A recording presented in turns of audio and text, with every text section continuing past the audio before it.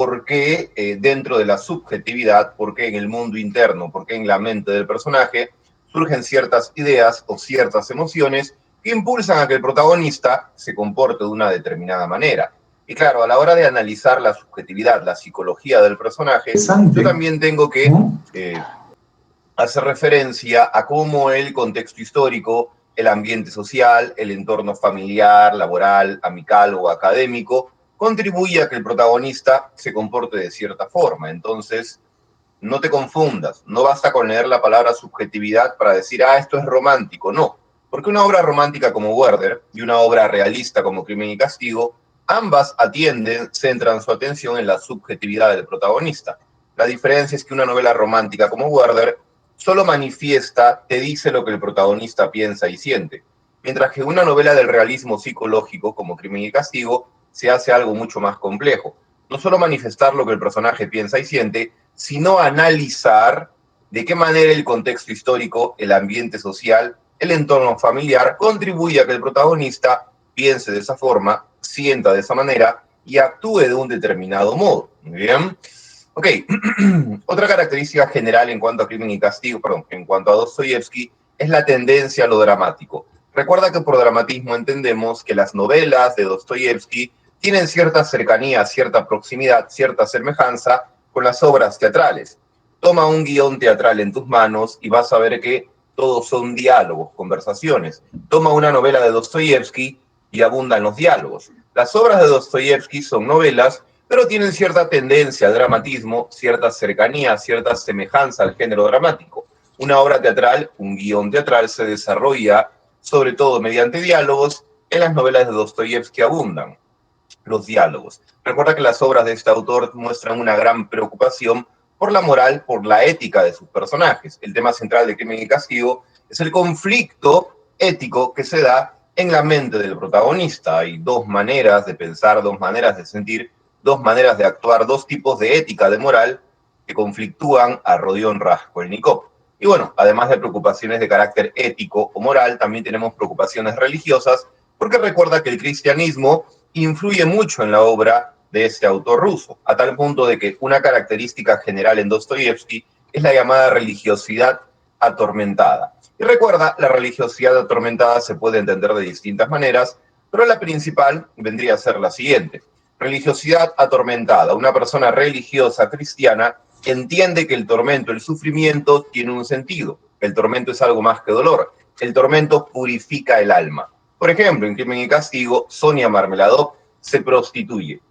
Obviamente, esto le causa sufrimiento, tormento, pero como Sonia Marmeladov es tan religiosa, para ella el sufrimiento de la prostitución tiene un sentido, es más que dolor. El sufrimiento de la prostitución, ese tormento, es un medio para que Sonia purifique sus pecados. De hecho, bajo esta lógica de la religiosidad atormentada, según mi religión, el tormento purifica el alma, bajo esta lógica de la religiosidad atormentada, es que Sonia convence a Raskolnikov de que se entregue a la policía. Básicamente, ella le explica que Raskolnikov es un alma manchada por el pecado del asesinato. La única manera de que purifique ese pecado es afrontando un sufrimiento, un tormento. El tormento purifica. Y el tormento que debe afrontar Raskolnikov es el de la prisión. Muy bien. Así que, realismo psicológico, analizar la subjetividad del personaje, tendencia a lo dramático, la abundancia de los diálogos, religiosidad atormentada. Según mi religión, el tormento tiene un sentido, purifica el alma, le da sentido, significado a todo el dolor que yo pueda haber experimentado. Pasemos a hablar de Crimen y Castigo. Para San Marcos, ya sabes, género épico. Dentro de Trilce trabajamos con 5 géneros, vendría a ser género narrativo. Especie, novela. Cuidado con el siguiente detalle. En cuanto a la estructura, la división, 6 partes y un epílogo.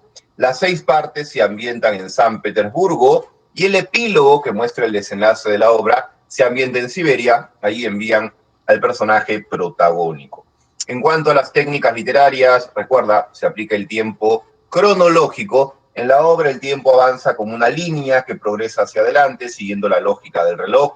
No hay saltos ni al pasado ni al futuro, porque los saltos temporales son de la narrativa vanguardista del siglo XX y el realismo es decimonónico, pertenece a la segunda mitad del siglo XIX. Otra técnica que emplea Dostoyevsky es una técnica muy propia del realismo, el narrador omnisciente. La historia está narrada en tercera persona, por alguien que no está involucrado en los hechos, no es un personaje, no participa de las acciones. Es una voz que básicamente nos relata lo que ocurre, tanto fuera como dentro de la mente de los protagonistas. En cuanto al tema principal, ya sabes, el conflicto ético, que se da en la psicología, en la mente, en el mundo interno de Raskolnikov. Hay una ética cristiana que se opone a una ética intelectualista. Dentro de Raskolnikov, digámoslo de esta manera, hay dos formas de ser, dos maneras de pensar, dos maneras de sentir y por ende dos maneras de actuar. Hay un Raskolnikov con una ética cristiana, solidaria, sensible, humana, y hay un Raskolnikov con una ética intelectualista, excesivamente intelectual, fría, insensible, despiadada. Raskolnikov a lo largo del argumento demuestra que él es ambas cosas. Puede ser muy sensible, pero también muy despiadado. Recuerda, Raskolnikov, mejor, continúo con los temas y ya luego voy con el argumento. Temas secundarios, tienes por ejemplo la pobreza, la pobreza que agobia a la gran mayoría de personajes. Raskolnikov es un estudiante de Derecho que ya no tiene dinero para estar en la universidad. Sonia se prostituye para alimentar a su familia porque su padre, Simeón Marmeladov, es un alcohólico que ha arrinconado a su familia a la miseria. Dunia quiere sacar a su familia de la pobreza casándose con alguien a quien no ama. La pobreza es un tema secundario. Otro tema secundario es la culpa. Cuidado, el conflicto ético es la causa, tema principal. El efecto es la culpa, tema secundario. Muy bien. El conflicto entre dos tipos de ética, tema principal, es la causa que ocasiona la culpa, ¿okay?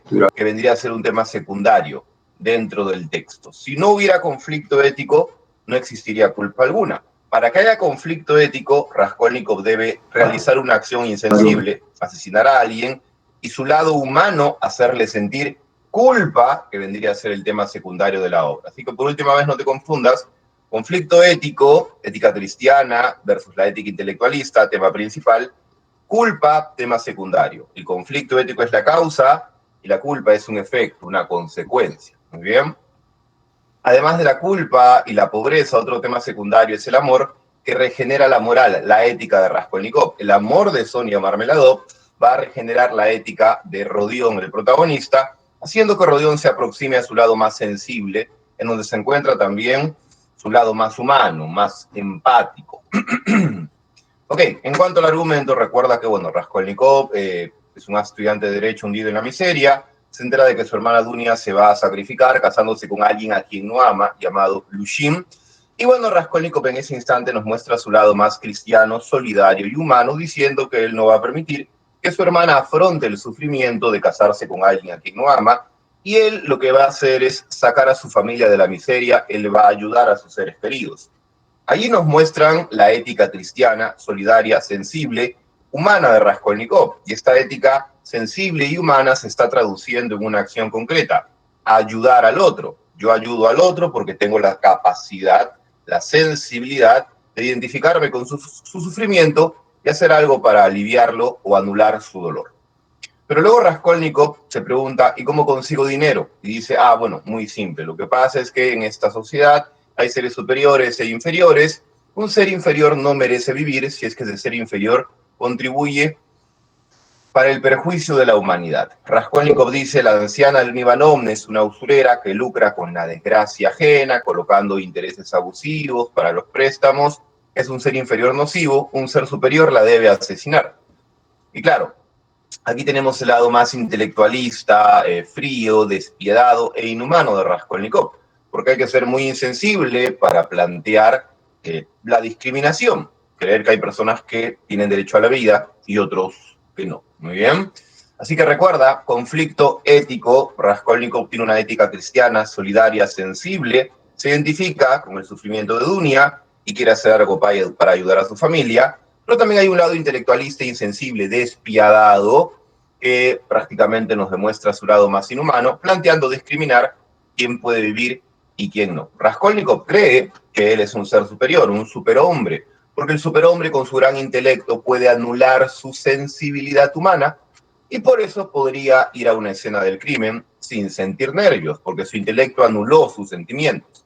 El superhombre, según Raskolnikov, también podría matar a otro ser humano y salir de esa escena del crimen completamente calmado y tranquilo, porque como el superhombre con su gran intelecto anula sus emociones, su sensibilidad humana, tampoco sentiría culpa.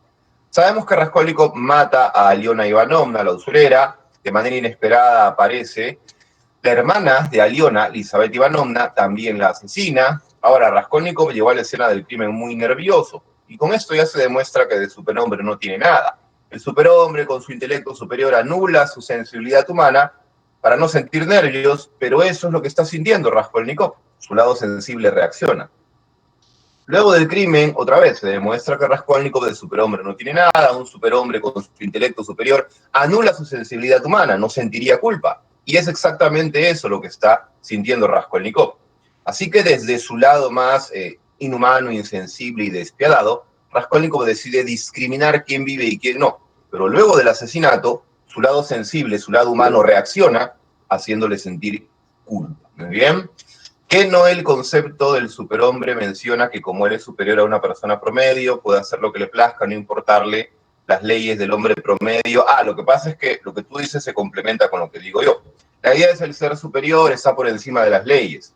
Pero para demostrar que yo estoy por encima de las leyes, debo poder cometer ciertos actos sin que estos me atormenten, sin que estos se vuelvan emocionalmente en mi contra. Así que el superhombre está por encima de la ley. Pero para yo realizar acciones que estén por encima de la ley, sin que éstas me afecten, debo anular mi lado sensible. ¿Ok? ¿Sí se entendió mi explicación, Stanley? ¿Se entendió de qué manera tu concepto se complementa con el mío? ¿Sí se entendió? Me dice, sí, no, más o menos. ¿Ok? Solamente que yo me estoy enfocando en el duelo entre el lado inhumano y el lado sensible, porque ese es el tema central de la obra, el conflicto ético. Así que, por última vez, el superhombre está por encima de la ley, por eso puede discriminar quién vive y quién no, pero la idea es que el superhombre con su intelecto superior anula su sensibilidad humana, de tal manera que cometer ese acto que está por encima de la ley no me perjudique emocionalmente, porque yo no voy a sentir ni nervios ni culpa. Al final de la obra se demuestra que Raskolnikov efectivamente no es un superhombre, no está por encima de la ley, acepta eso, sometiéndose a la norma, entregándose a la policía, pero ya internamente se había demostrado que de superhombre tampoco tenía nada, porque su intelecto disque superior no pudo anular sus sentimientos, sintió nervios y sintió culpa. Stanley, ok, ya. De nada, no hay problema. Reina me dice, profesor, disculpe, no hay diapositivas como presentación. Lo que pasa que, Reina, es que primero estoy terminando lo que me quedó pendiente de la clase pasada, que es solo crimen y castigo. Ya una vez que termine con esto, vamos con las diapositivas que tienen que ver con los temas de hoy, que son Generación del 27, Vanguardismo y Literatura Hispanoamericana. Gracias por las preguntas. Ok, entonces, bueno, estaba diciendo que Raskolnikov asesina a la usurera, a la hermana, y empieza a sentir nervios, culpa, demostrando que no puede anular su lado sensible, su lado humano. El juez Petrovich recuerda que lo asedia, básicamente para incrementar en Raskolnikov la culpa, lo cita todas las semanas a la estación de policía, se lo encuentra disque casualmente en la calle, lo visita en su casa.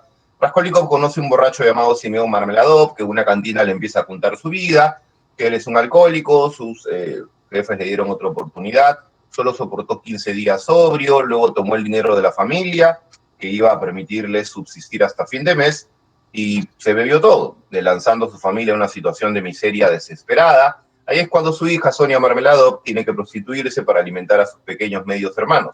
Esto le cuenta Simeón Marmeladov a Raskolnikov, y Raskolnikov no conoce a Sonia directamente, pero a través del relato de Simeón Marmeladov, Raskolnikov admira a Sonia, porque Sonia está haciendo lo que quiso hacer la hermana de Raskolnikov, sacrificarse por los suyos. Sonia se prostituye para alimentar a sus seres queridos. Dunia, la hermana de Raskolnikov, estaba dispuesta a casarse con alguien a quien no amaba al utilizar el dinero de su esposo y sacar de la miseria a su hermano Rodión y a la madre de ambos, Pulgeria Alessandrovna. Después de esto, bueno, Simeón Marmeladov muere en un atropello, Raskolnikov lleva al borracho a la casa de Sonia, allí la conoce. Luego el juez Petrovich busca a Raskolnikov y le dice, ¿sabe qué? No más jugarretas con usted, entréguese a la policía, tiene 2 días para hacerlo, la pena será menor. Raskolnikov, agobiado por la situación, sale de casa sin saber qué hacer. Insisto en fugar, me suicido, me entrego, ¿qué hago? Va a la casa de Sonia, le revela su crimen, Sonia en inicio se horroriza, pero luego Sonia, según su lógica cristiana, según su lógica religiosa, entiende que Raskolnikov es un alma manchada por el pecado. Y recuerda, religiosidad atormentada. Según mi religión, el tormento tiene un sentido. purifica el alma. Convence a Raskolnikov para que se entregue a la policía y así la prisión, el tormento de la cárcel purificaría el alma de Raskolnikov, permitiéndole renacer como un alma nueva, limpia. Sabemos que lo envían a Siberia, Sonia lo acompaña, la madre de Raskolnikov muere al saber que su hijo era un asesino, su hermana Dunia al final no se casa con Lushin porque descubre que es un hombre cruel, quiso enviar a prisión a una persona sabiendo que era inocente. Dunia se va a casar con el mejor amigo de Raskolnikov, llamado Razumigin.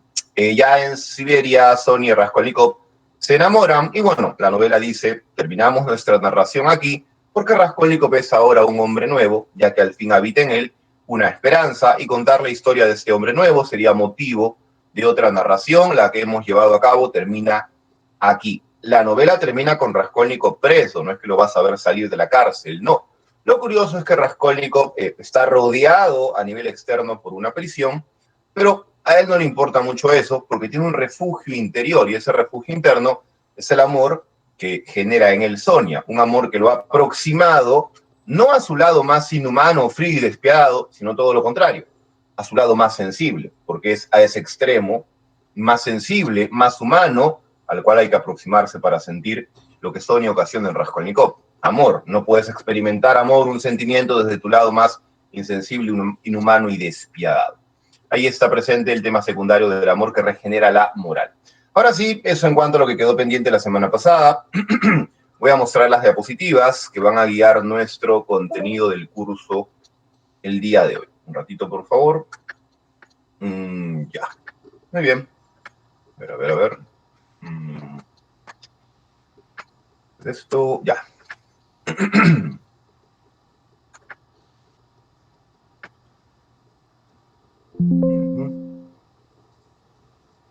Muy bien.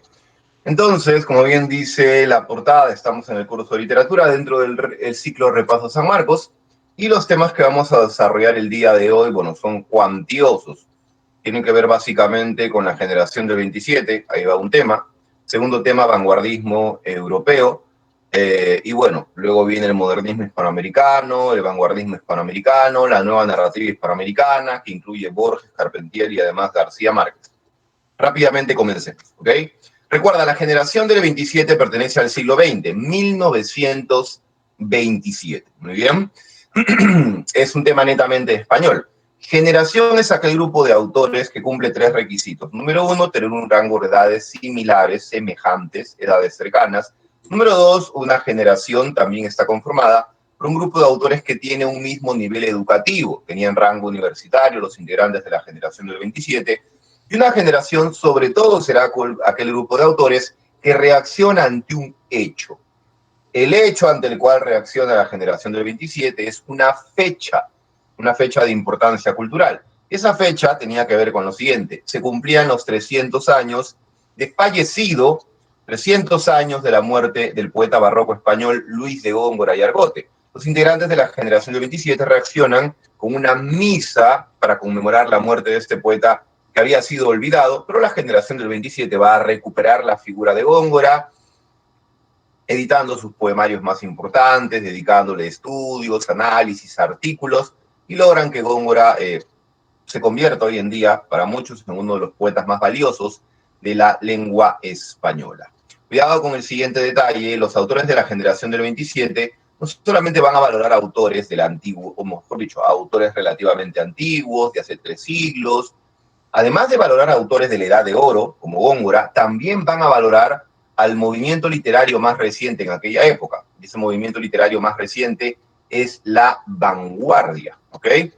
Estos autores de la generación del 27 tienen una postura muy equilibrada. Vamos a valorar lo antiguo, autores de hace 3 siglos, Góngora, Quevedo, Fray Luis, Garcilaso, pero también vamos a valorar lo nuevo.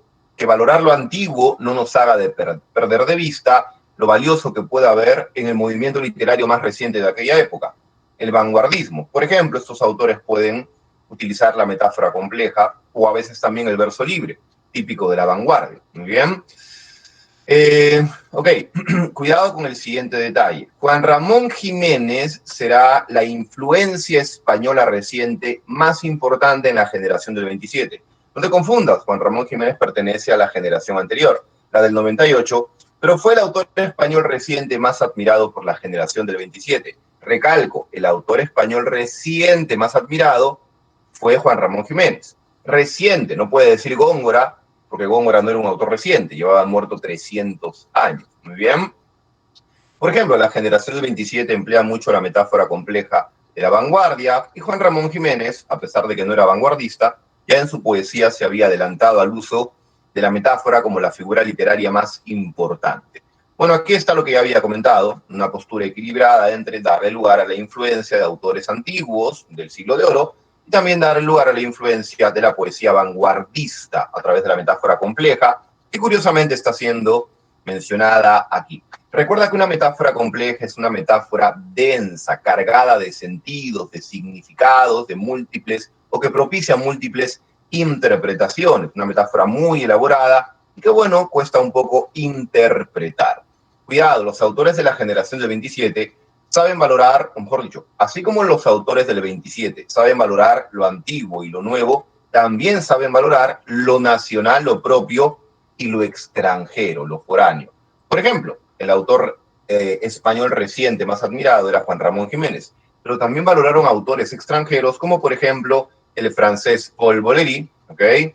El alemán Rainer Maria Rilke o el inglés Thomas Stern Eliot, ganador del premio Nobel, por cierto. Así que valoran lo antiguo, autores de la Edad de Oro, lo nuevo, autores de la vanguardia, valoran autores nacionales, Juan Ramón Jiménez, y autores extranjeros, sobre todo el francés Paul Valéry, que al igual que Juan Ramón Jiménez tenía una poesía muy metafórica. La generación del 27 tiene influencia del vanguardismo. Recuerda que la vanguardia internamente tiene distintos sismos, diversas tendencias. ¿Cuál fue la tendencia, el ismo, que más influye en estos autores? Respuesta, el surrealismo. García Lorca tiene el poemario Poeta en Nueva York, un texto surrealista. Tienes a Vicente Alexandre, el más surrealista de toda la generación, premio Nobel de 1977. Tienes a Miguel Hernández, autor del Rayo que no cesa, también influenciado por el surrealismo. Lo mismo con Rafael Alberti, autor del poemario Marinero en Tierra. Lo mismo con Luis Cernuda, autor de La Realidad y el Deseo. El surrealismo es la tendencia de vanguardia que más influye en la generación del 27. Pero no te confundas. Dentro de la generación del 27 se crea, se inventa una tendencia de vanguardia. ¿Cuál fue el ismo vanguardista creado dentro de la generación del 27? Respuesta, el ultraísmo. El ultraísmo fue creado por Gerardo Diego, integrante de la generación, junto a Jorge Luis Borges, autor argentino, que luego traería el ultraísmo de España a Hispanoamérica. Así que repito, no te confundas, ismo de vanguardia que más influye en estos autores, el surrealismo. Ismo, tendencia vanguardista creada en la generación del 27, el ultraísmo. Hablemos ahora de Federico García Lorca. Según algunos, el líder de la generación, otros que dicen que no, que la generación no tuvo un líder. Bueno, el autor más destacado de la generación, si lo quieres. Dentro de la obra de Federico García Lorca hay características generales, aplicables tanto a su poesía como a su teatro, los dos géneros que cultivó, el lírico y el dramático. Por ejemplo, algo recurrente en el teatro y la poesía de Federico García Lorca son los símbolos. Por ejemplo, el cuchillo simbolizando la muerte o el caballo simbolizando la pasión. De hecho, en la obra Bodas de Sangre, el personaje más pasional de todos, Leonardo, siempre que aparece se anticipa su aparición con el relincho de un caballo, que obviamente está siendo montado por Leonardo. Profe, ¿por qué García Lorca toma a un animal, el caballo, para simbolizar la pasión? Quizás García Lorca intenta decirnos que la pasión es ese instinto casi animal que anula un poco el razonamiento de las personas que, guiadas por su pasión, terminan involucrándose en hechos trágicos. Porque cuidado, los finales trágicos son, o mejor dicho, los finales trágicos son otra constante en la poesía y el teatro de García Lorca. Por ejemplo, en la poesía de García Lorca, en el poemario Romancero Gitano, en varios poemas los gitanos transgreden las normas. Al final aparece la Guardia Civil que mata a ese pueblo de gitanos transgresores. Final trágico. En la obra Bodas de Sangre, que es teatro, el final también es trágico. El Leonardo y el novio se van a terminar asesinando mutuamente. ¿Ok? Otra característica propia de García Lorca en su poesía y el teatro es que, además de los símbolos y los finales trágicos, la atención por lo marginal.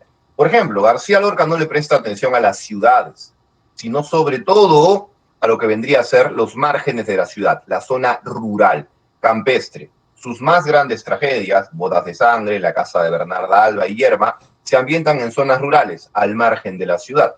Pero también García Lorca le presta atención a sujetos marginales. En España, el gitano, clase baja, ¿ok?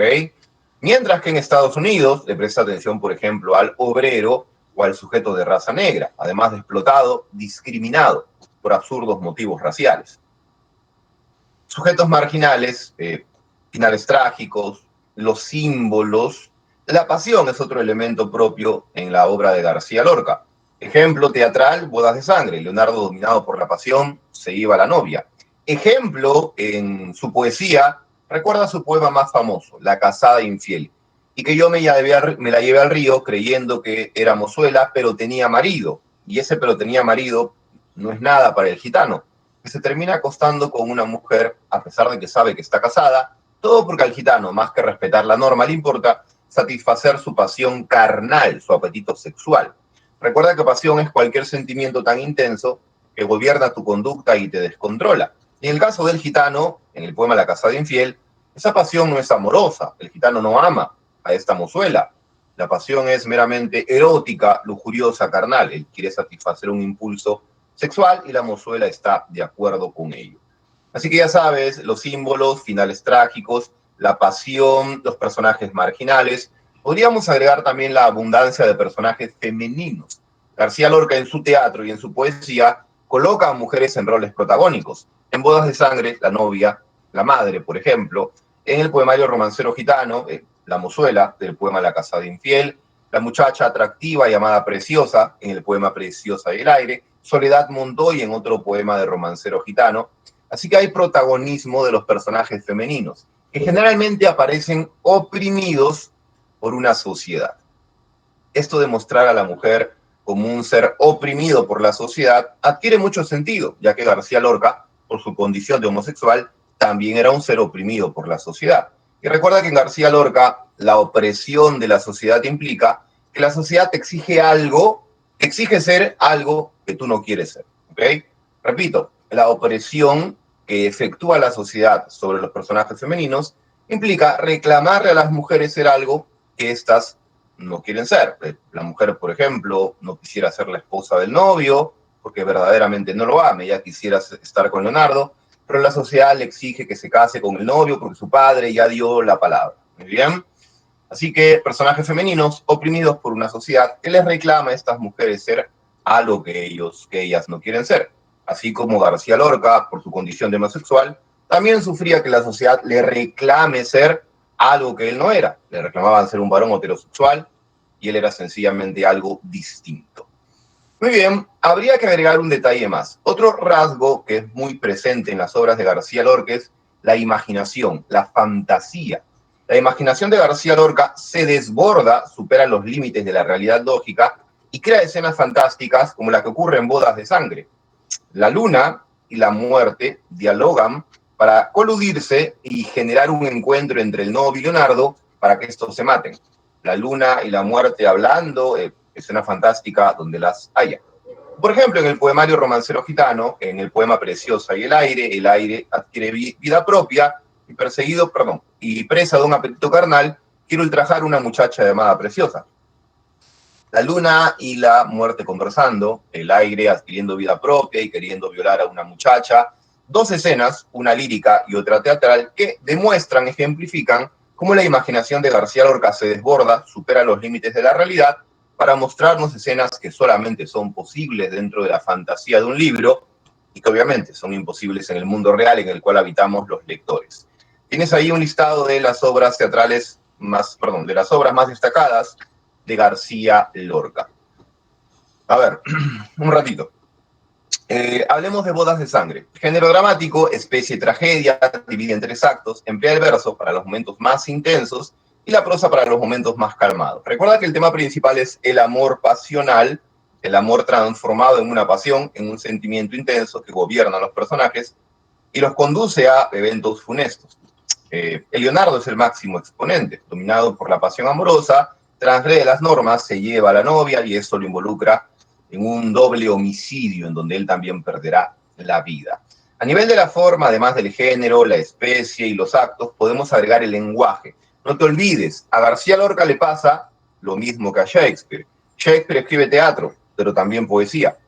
Cuando Shakespeare escribe poesía, emplea un lenguaje lírico, poético, plagado de figuras literarias. Pero cuando Shakespeare escribía teatro, la experiencia poética continuaba. El lenguaje del teatro que tiene Shakespeare, mejor dicho, el lenguaje que emplea Shakespeare en su teatro, también es poético, plagado de figuras literarias. Lo mismo le pasa a García Lorca. Tú lees su poemario Romancero Gitano, vives una experiencia poética por un lenguaje lírico plagado de figuras, ponte a leer Bodas de Sangre. La experiencia poética continúa porque en el lenguaje de esa obra teatral también hay figuras literarias, sobre todo metáforas, que le dan al lenguaje de esta obra dramática un efecto estético similar al efecto estético que tiene el lenguaje de la poesía. Así que el lenguaje lírico en Bodas de Sangre, otro rasgo formal. Podrías agregar la presencia de símbolos como el cuchillo, que aparece al inicio y al final de la obra, lo que no es casual, porque el cuchillo simboliza la muerte. Si el cuchillo aparece al inicio y al final, parece prácticamente decirnos a gritos García Lorca que la existencia está cercada, rodeada, enmarcada en una muerte de la cual no podemos librarnos. A lo mucho aplazarla, pero solo eso. En cuanto al tema, bueno, ya dije el amor pasional, de signos trágicos, podés agregar el escenario, que implica la España rural, la España rural. Ah, por cierto, en cuanto al teatro de García Lorca, hay algunas características, repito, exclusivas del teatro. Número uno, su tendencia realista. García Lorca suele tomar hechos o situaciones reales y convertirlas en punto de partida para crear una obra. Por ejemplo, alguien puede leer la obra Bodas de Sangre y pensar, oye, no creo que esto pase en la realidad. Bueno, la obra Bodas de Sangre se basa en un hecho real. De ahí su tendencia realista. Está reflejando la conducta de personas reales de carne y hueso que vivían en una realidad social concreta, la España rural. De hecho, la obra Bodas de Sangre se basa en ese hecho real que la prensa denominó el crimen de Níjar, en donde dos novios iban a casar, pero ocurre que la novia se fuga con un primo con el cual tenía una relación clandestina, el novio los persigue y el novio mata al primo que se fugó con la novia. Así que el teatro de García Lorca posee tendencia realista, se basa en la conducta, en el comportamiento y en hechos que pertenecen a una realidad social concreta, la España rural. El teatro de García Lorca tiene semejanzas con la tragedia griega. Por ejemplo, en la tragedia griega no se escenifican acciones sangrientas, en el teatro de García Lorca tampoco. Cuando el novio y Leonardo se asesinan mutuamente, eso el espectador no lo ve, solo escucha los gritos. Otra similitud entre el teatro o la tragedia griega y la tragedia lorquiana es que en la tragedia griega siempre hay un colectivo, un grupo de personas que interviene cantando, el coro. En las tragedias de Lorca, en Bodas de Sangre, también hay un colectivo, un grupo de personas que interviene cantando, el pueblo. El pueblo en la obra Bodas de Sangre interviene unas 3 o 4 veces y siempre cantando, así como el coro intervenía cantando en la tragedia griega. La última similitud entre la tragedia griega y la tragedia lorquiana es que en la tragedia griega los personajes solían enfrentarse ante una fuerza, la fuerza del destino. Mientras que en las tragedias de García Lorca los personajes se enfrentan ante la fuerza de las normas sociales, ¿ok? La norma social dice que esa mujer debe casarse con el novio porque su padre ya dio su palabra en el compromiso. Bueno, la novia termina enfrentando esa norma social porque se fuga con aquel al cual verdaderamente ama, que es Leonardo. Así que repito, en las tragedias griegas los personajes se enfrentan, le plantan cara a la fuerza del destino. En las tragedias de Lorca los personajes se enfrentan a los designios, no del destino, sino de la sociedad, que a través de las normas quiere reprimirnos para que seamos no lo que deseamos ser, sino lo que la sociedad nos exige ser. Claro que los personajes de García Lorca, sobre todo, se sublevan ante ello. Muy bien. Bueno, creo que eso sería lo central en cuanto a la obra Bodas de Sangre. Pasemos a hablar de la obra Poeta en Nueva York. Muy bien. Recuerda, género lírico, obra dividida, estructurada en 10 secciones distintas. Es una obra muy influenciada por el surrealismo. Recuerda que el surrealismo es una tendencia de vanguardia que le presta atención a lo ok, perdón, me perdí la pregunta, mil disculpas. Sí, como ya te confirmó Juan, efectivamente Edgar Federico García Lorca era homosexual, ¿ok? Estaba diciendo entonces que Poeta en Nueva York es una obra lírica, pertenece al género lírico, es un poemario dividido en 10 secciones. En cuanto a las técnicas, utiliza mucho una técnica surrealista, que es la imagen onírica. Ya sabes que los surrealistas le prestan atención al subconsciente, a los sueños. Lo onírico es lo que tiene que ver con el mundo de los sueños. Profe, ¿en qué consiste la técnica surrealista denominada imagen onírica? Repito, dentro de Poeta de Nueva York, a nivel formal, se emplea la técnica de la imagen onírica. La imagen onírica implica lo siguiente: describe una situación que no parece tomada de la realidad, porque la realidad es lógica. Describe una situación que parece tomada del mundo de los sueños, porque la situación que describo es tan alucinante, tan ilógica, tan irracional, como alucinante, irracional e ilógico es el mundo onírico, el mundo de los sueños. Así que ya sabes, imagen onírica, mi poema describe una situación alucinante, extraña e ilógica. Por eso dicha situación que describo no parece tomada de la realidad racional, sino tomada del mundo onírico, del mundo irracional, alucinante e ilógico de los sueños. Por ejemplo, uno podría citar algunos versos que representen la imagen onírica. Un ejemplo vendría a ser el siguiente, ¿ok? A ver, donde laten los corazones de los animalitos que se olvidan y donde caeremos todos en la última fiesta de los taladros. Os escupo en la cara la otra mitad que me escucha, devorando, cantando, volando en su pureza, como los niños en las porterías. Llevan frágiles palitos a los huecos donde se oxidan las antenas de los insectos. Entonces, esto de que los animalitos se olvidan, la fiesta de los taladros, niños que vuelan en su pureza, antenas de insectos que se oxidan en los huecos, todas esas situaciones no parecen propias de una realidad lógica, pero sí parecen propias de un mundo onírico, extraño, alucinante, irracional. Eso es un ejemplo de imagen onírica. Describe una situación tan rara, extraña y alucinante que dicha situación parece tomada del mundo onírico, del mundo de los sueños, irracional y no de la realidad lógica en la que vivimos. Otro elemento formal en Poeta en Nueva York vendría a ser el verso libre. Tú ya sabes que el verso libre es propio de la vanguardia, implica que el verso se libera de la rima, la métrica y la estrofa, ¿ok? Hay verso librismo en el libro Poeta en Nueva York. En cuanto al tema de esta obra, tiene que ver con lo siguiente. El tema principal es la enajenación capitalista. La idea es esta: el capitalismo te promete progreso, pero en realidad lo que te brinda el capitalismo es algo muy distinto. Te brinda perjuicio, te brinda efectos nocivos. En lugar de hacernos progresar, nos perjudica. La enajenación capitalista implica lo siguiente: enajenar es que alguien te aleje o te haga ir en contra de lo más propio que hay en ti. Eso es enajenar. Que alguien te aleje o te haga ir en contra o anule lo más propio que hay en ti. Si digo que el tema es la enajenación capitalista, es porque para García Lorca el capitalismo nos aleja, nos hace ir en contra de lo más propio que tiene el ser humano, tu sensibilidad. El capitalismo, según García Lorca, nos enajena, nos hace ir en contra, anular lo más propio de nosotros, nuestra sensibilidad humana. Porque solo anulando tu sensibilidad humana, tú puedes, por ejemplo, explotar a otras personas, sin importarte el sufrimiento que les causes.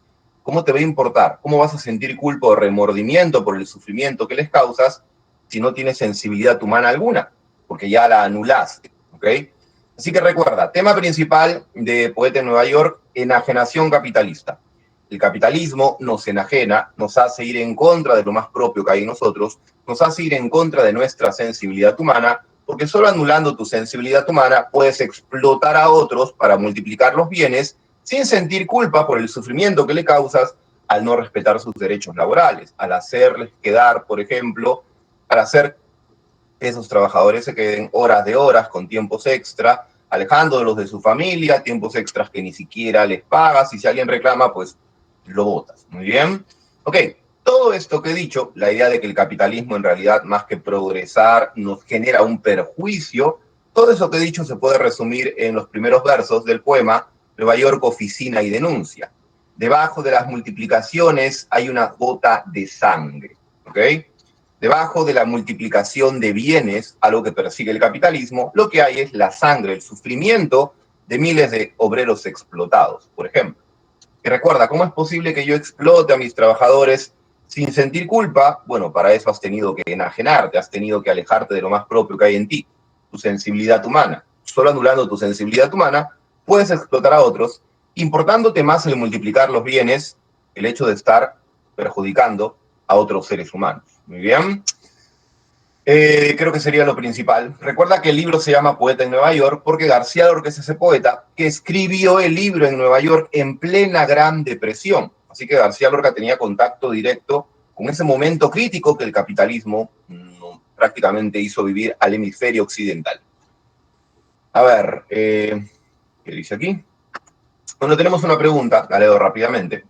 No, no vamos a acabar. ¿Me puede alguien traer a tu padre y a tu hermano y luego el presidio? ¿Qué es el presidio? Allí comen, allí fuman, allí tocan los instrumentos. Mis muertos llenos de hierba, sin hablar, hechos polvo. Está hablando del padre, perdón, del esposo y de otro hijo, distinto del novio, que habían muerto a manos de dos integrantes de la familia de Leonardo en eventos previos que son mencionados, pero no presentados en esta obra. Hechos polvo, dos hombres que eran dos geranios, los matadores en presidio, frescos, viendo los montes. ¿Es que quiere usted que los mate? No. Si hablo es porque como no voy a hablar viéndote salir por esa puerta, es que no me gusta que lleves navaja, es que no quisiera que salieras al campo. Esto pertenece a la escena inicial de Bodas de Sangre, en donde el novio le pide a la madre un cuchillo, la madre se horroriza y le dice no deberías llevar un cuchillo, mira lo que le pasó a tu padre y a tu hermano, asesinados por dos integrantes de la familia Félix, que ahora están en un presidio. La madre asocia el cuchillo con la muerte. Ahora, nos dicen, desde el principio de Bodas de Sangre, el personaje de la madre se muestra recelosa y no desea separarse de su hijo. Según el fragmento citado, ¿a qué se debe este comportamiento en la madre? A, la madre sabe que la novia es una mujer de dudosa moralidad. B, la novia había engañado al novio previamente y la vecina se lo dice. C, los Félix habían matado a su familia y no quería desvincularse del hijo. D, la madre tenía miedo de futuras represalias, aunque en el fondo anhela venganza. La respuesta claramente es casa. De la familia Félix salieron los dos hermanos que mataron al padre y al hermano del novio, al esposo y al otro hijo de la madre. Y la madre, obviamente, siente recelo de que su hijo pueda vivir una experiencia similar. Y finalmente la vive. Recuerda que se asesina mutuamente con Leonardo. Así que aquí la respuesta correcta vendría a ser casa. ¿Ok? Hablemos del vanguardismo europeo. Presta atención. El vanguardismo surge en un contexto de crisis generalizada y esa crisis se debe a que el vanguardismo surge luego de la Primera Guerra Mundial. Recuerda que la Primera Guerra Mundial hunde al hemisferio occidental una crisis total, crisis política, social, económica y espiritual. ¿Por qué crisis espiritual? Porque a nivel espiritual, a nivel interno, las personas empezaban a sentir que el mundo no tenía sentido alguno, debido a que nos habían vendido la idea de que la tecnología era sinónimo de progreso. Pero esa tecnología que debía permitirnos progresar, en la Primera Guerra Mundial se utilizó para destruir. De ahí que se instalara la sensación interna de que el mundo no tenía sentido. Creas tecnología para progresar, la utilizas para destruir, ¿qué sentido tiene? En medio de esa crisis global surge el vanguardismo. Y el vanguardismo procede como se recomienda proceder en los momentos críticos. En un momento crítico, la idea no es aferrarte al pasado que se destruye y destruirte con él, no. En un momento crítico, la idea es tomar distancia del pasado y proponer elementos nuevos que nos encaminen a un futuro prometedor.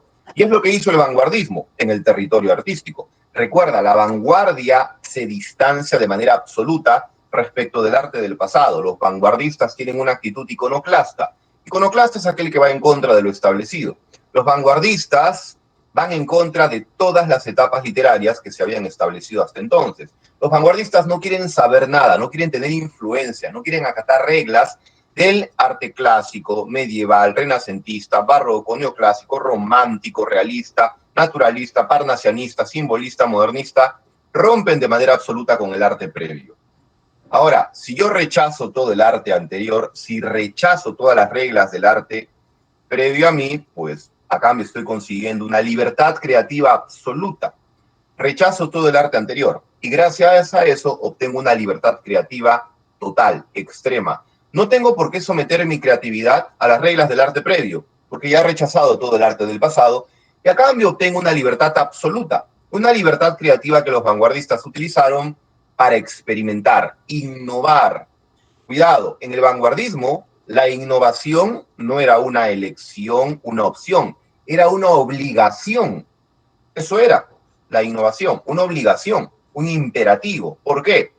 Si no puedo crear mi obra imitando el arte previo, porque ya lo rechacé, me veo obligado a innovar, a crear un arte nuevo. Un arte nuevo, tanto en fondo, contenido, como en forma, en estilo. No solamente debo hablar de cosas nuevas, debo expresarme de forma novedosa. A nivel del fondo, contenido, por ejemplo, los vanguardistas en la narrativa plantean las múltiples perspectivas. A nivel de a nivel de la forma, del estilo en narrativa, los vanguardistas plantean las múltiples perspectivas. A nivel del fondo, del contenido, los vanguardistas hablan de nuevos temas, como el subconsciente, por ejemplo. A nivel de la forma del estilo en la poesía, los vanguardistas plantean el verso libre. El verso se libera de rima, métrica y estrofa.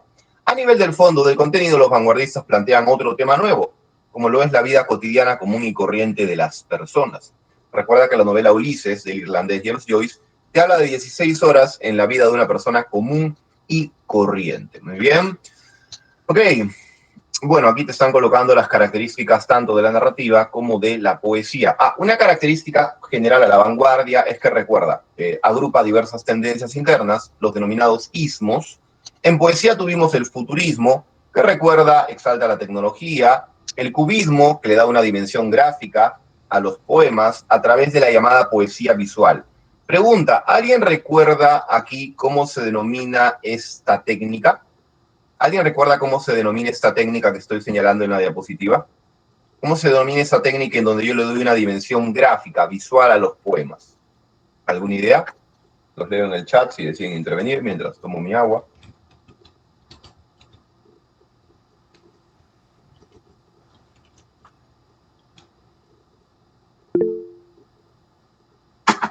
Pictograma no, pero por ahí está, suena similar. La respuesta que busco. Igual, gracias por tu intervención, Oscar. ¿Cómo se denomina esta? Exacto, muy bien, Edgar. Caligrama. Caligrama. El caligrama, por ejemplo, fue una innovación formal, una técnica que permitía expresar los poemas de forma nueva, de forma gráfica. Los versos son dispuestos de tal manera que se genere una silueta. Y el tema de mi poema tiene que ver con esa imagen. De hecho, el tema de este poema es básicamente el rostro de una persona, ¿ok? Si yo tengo un poema que habla sobre el tiempo, por ejemplo, pues voy a disponer los versos de tal manera que se genere la silueta de un reloj de arena, ¿ok? Gracias, Angie, también por la intervención. Entonces, el cubismo es una tendencia poética que le da una dimensión gráfica a los textos a través del caligrama. Tienes luego el dadaísmo, tendencia poética radical, extrema, porque plantea lo siguiente: el mundo no tiene sentido, la poesía tampoco debe tenerlo, hay que escribir poemas que no tengan sentido alguno, ¿ok? Para eso, como una hoja de periódico, cortas las palabras, la metes en una bolsa, chocolateas, y bueno, pegas las palabras en el orden en el que salen. Ese poema no tiene sentido porque dejaste todo al azar, y el azar no tiene lógica, orden ni sentido alguno. Por último, la tendencia de vanguardia más importante es el surrealismo, que recuerda, el surrealismo está influenciado por el psicoanálisis. El psicoanálisis plantea que el subconsciente, la dimensión irracional del ser humano, alberga verdades muy íntimas que se expresan cuando uno está dormido, a través de los sueños. Los surrealistas dijeron, o sea que según el psicoanálisis, el subconsciente irracional alberga verdades muy íntimas. Bueno, nosotros los surrealistas queremos plasmar el subconsciente en los poemas. Y para eso apelaron a la llamada escritura automática. Escribo sin pensar. Si yo escribo sin pensar, me libero de esa cárcel llamada razón, accedo al subconsciente irracional, tomo de mi subconsciente lo más íntimo de mi ser y lo plasmo en los poemas.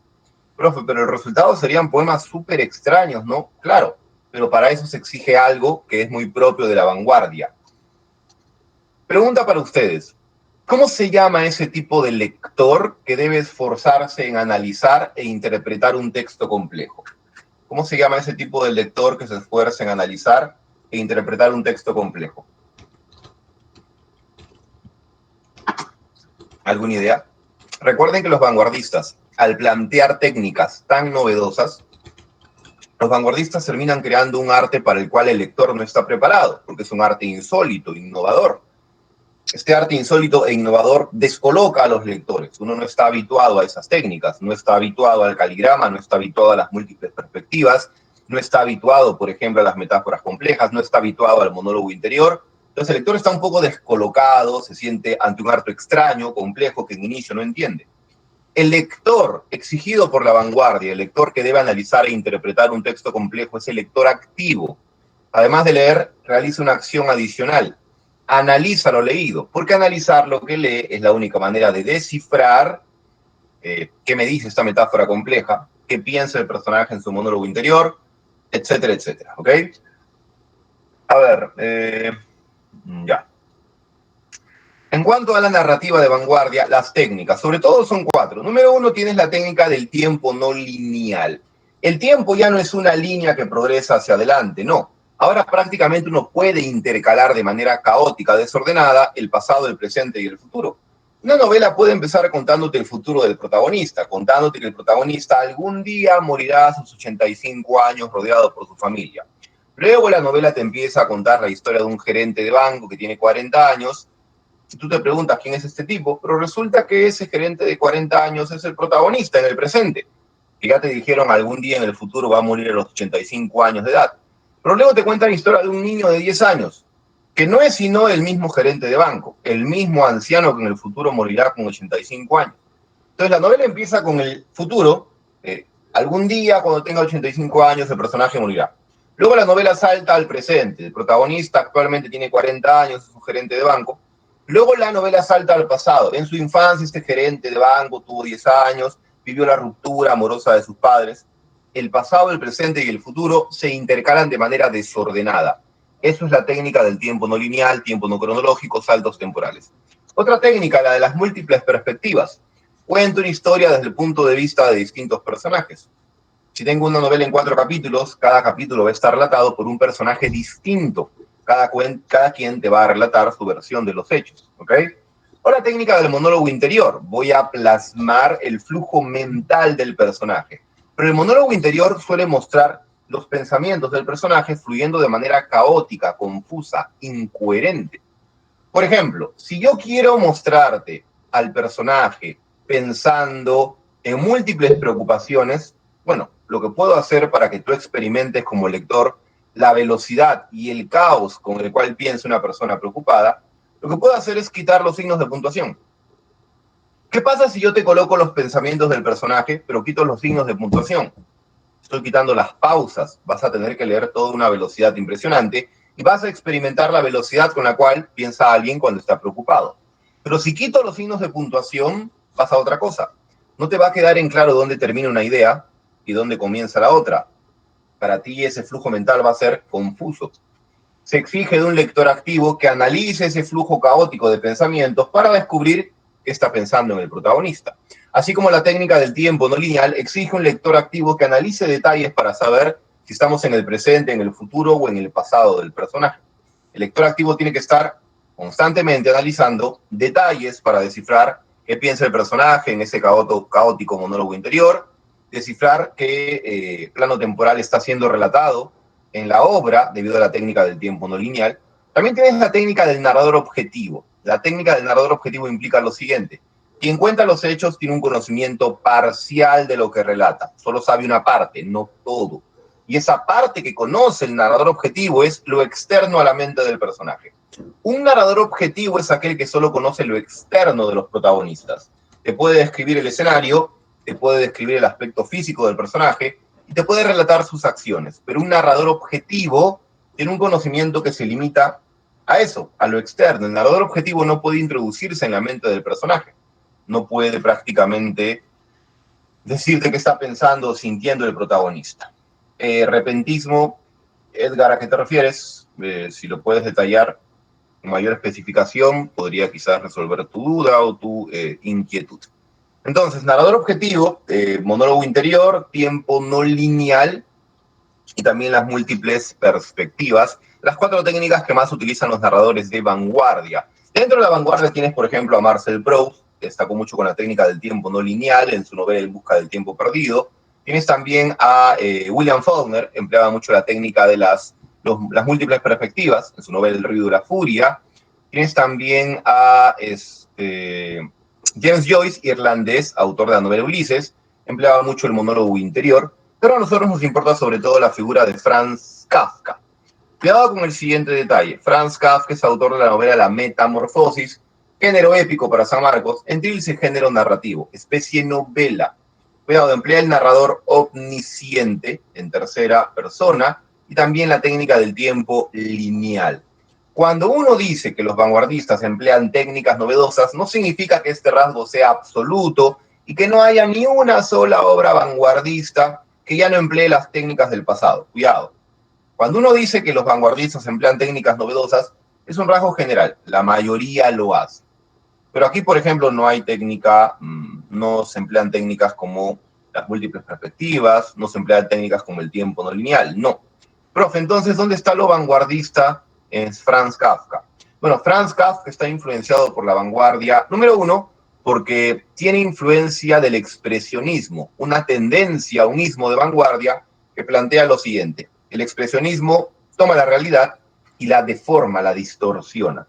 Y en esta novela, La Metamorfosis, se toma el aspecto del personaje y se le deforma, se le distorsiona, transformándolo en un insecto, ¿ok? Así que Franz Kafka es un vanguardista, está influenciado por la tendencia de vanguardia denominada expresionismo, que toma la realidad y la distorsiona violentamente.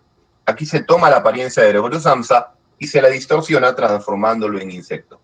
Lo otro que vincula esta obra a la vanguardia es el tema. El tema tiene que ver con un defecto muy propio del mundo contemporáneo que se extiende hasta nuestros días. Recuerda que el tema principal de esta obra es mostrar cómo en el mundo contemporáneo los seres humanos estamos alienados. Recuerda, alienación es sinónimo de deshumanización, que es sinónimo de perder la identidad humana. El tema principal es la alienación, la deshumanización, la pérdida de identidad humana.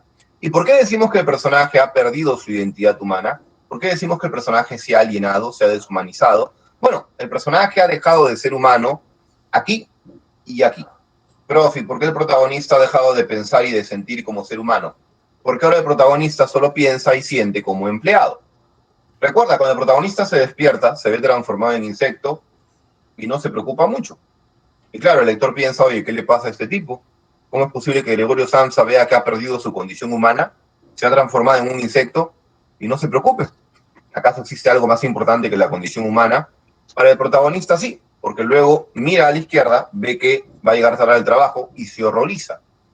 Ahí nos damos cuenta que el protagonista se ha alienado, se ha deshumanizado, ha perdido su identidad. Ya no piensa ni siente como ser humano. Por eso prácticamente no le preocupa su transformación en insecto. Solo piensa y siente como empleado. Le preocupa que va a llegar tarde al trabajo. ¿Ok? Esto obviamente que es absurdo, es ilógico, es irracional que alguien le dé más importancia a su trabajo que a su condición humana.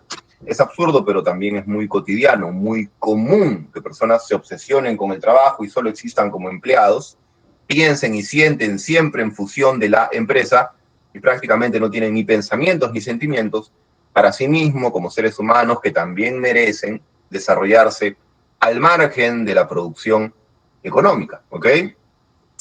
Bueno, temas secundarios, la soledad que experimenta el protagonista luego de que el sistema capitalista lo margine, el jefe no se vuelve a interesar en él, pero también lo va a marginar su familia, que bueno, conforme pasa el tiempo uno se da cuenta de que la familia solo valoraba a Gregorio por el dinero que traía, y como en su forma de insecto Gregorio ya no puede traer dinero, pues ya no vale nada para la familia y se le margina hundiéndolo en la soledad.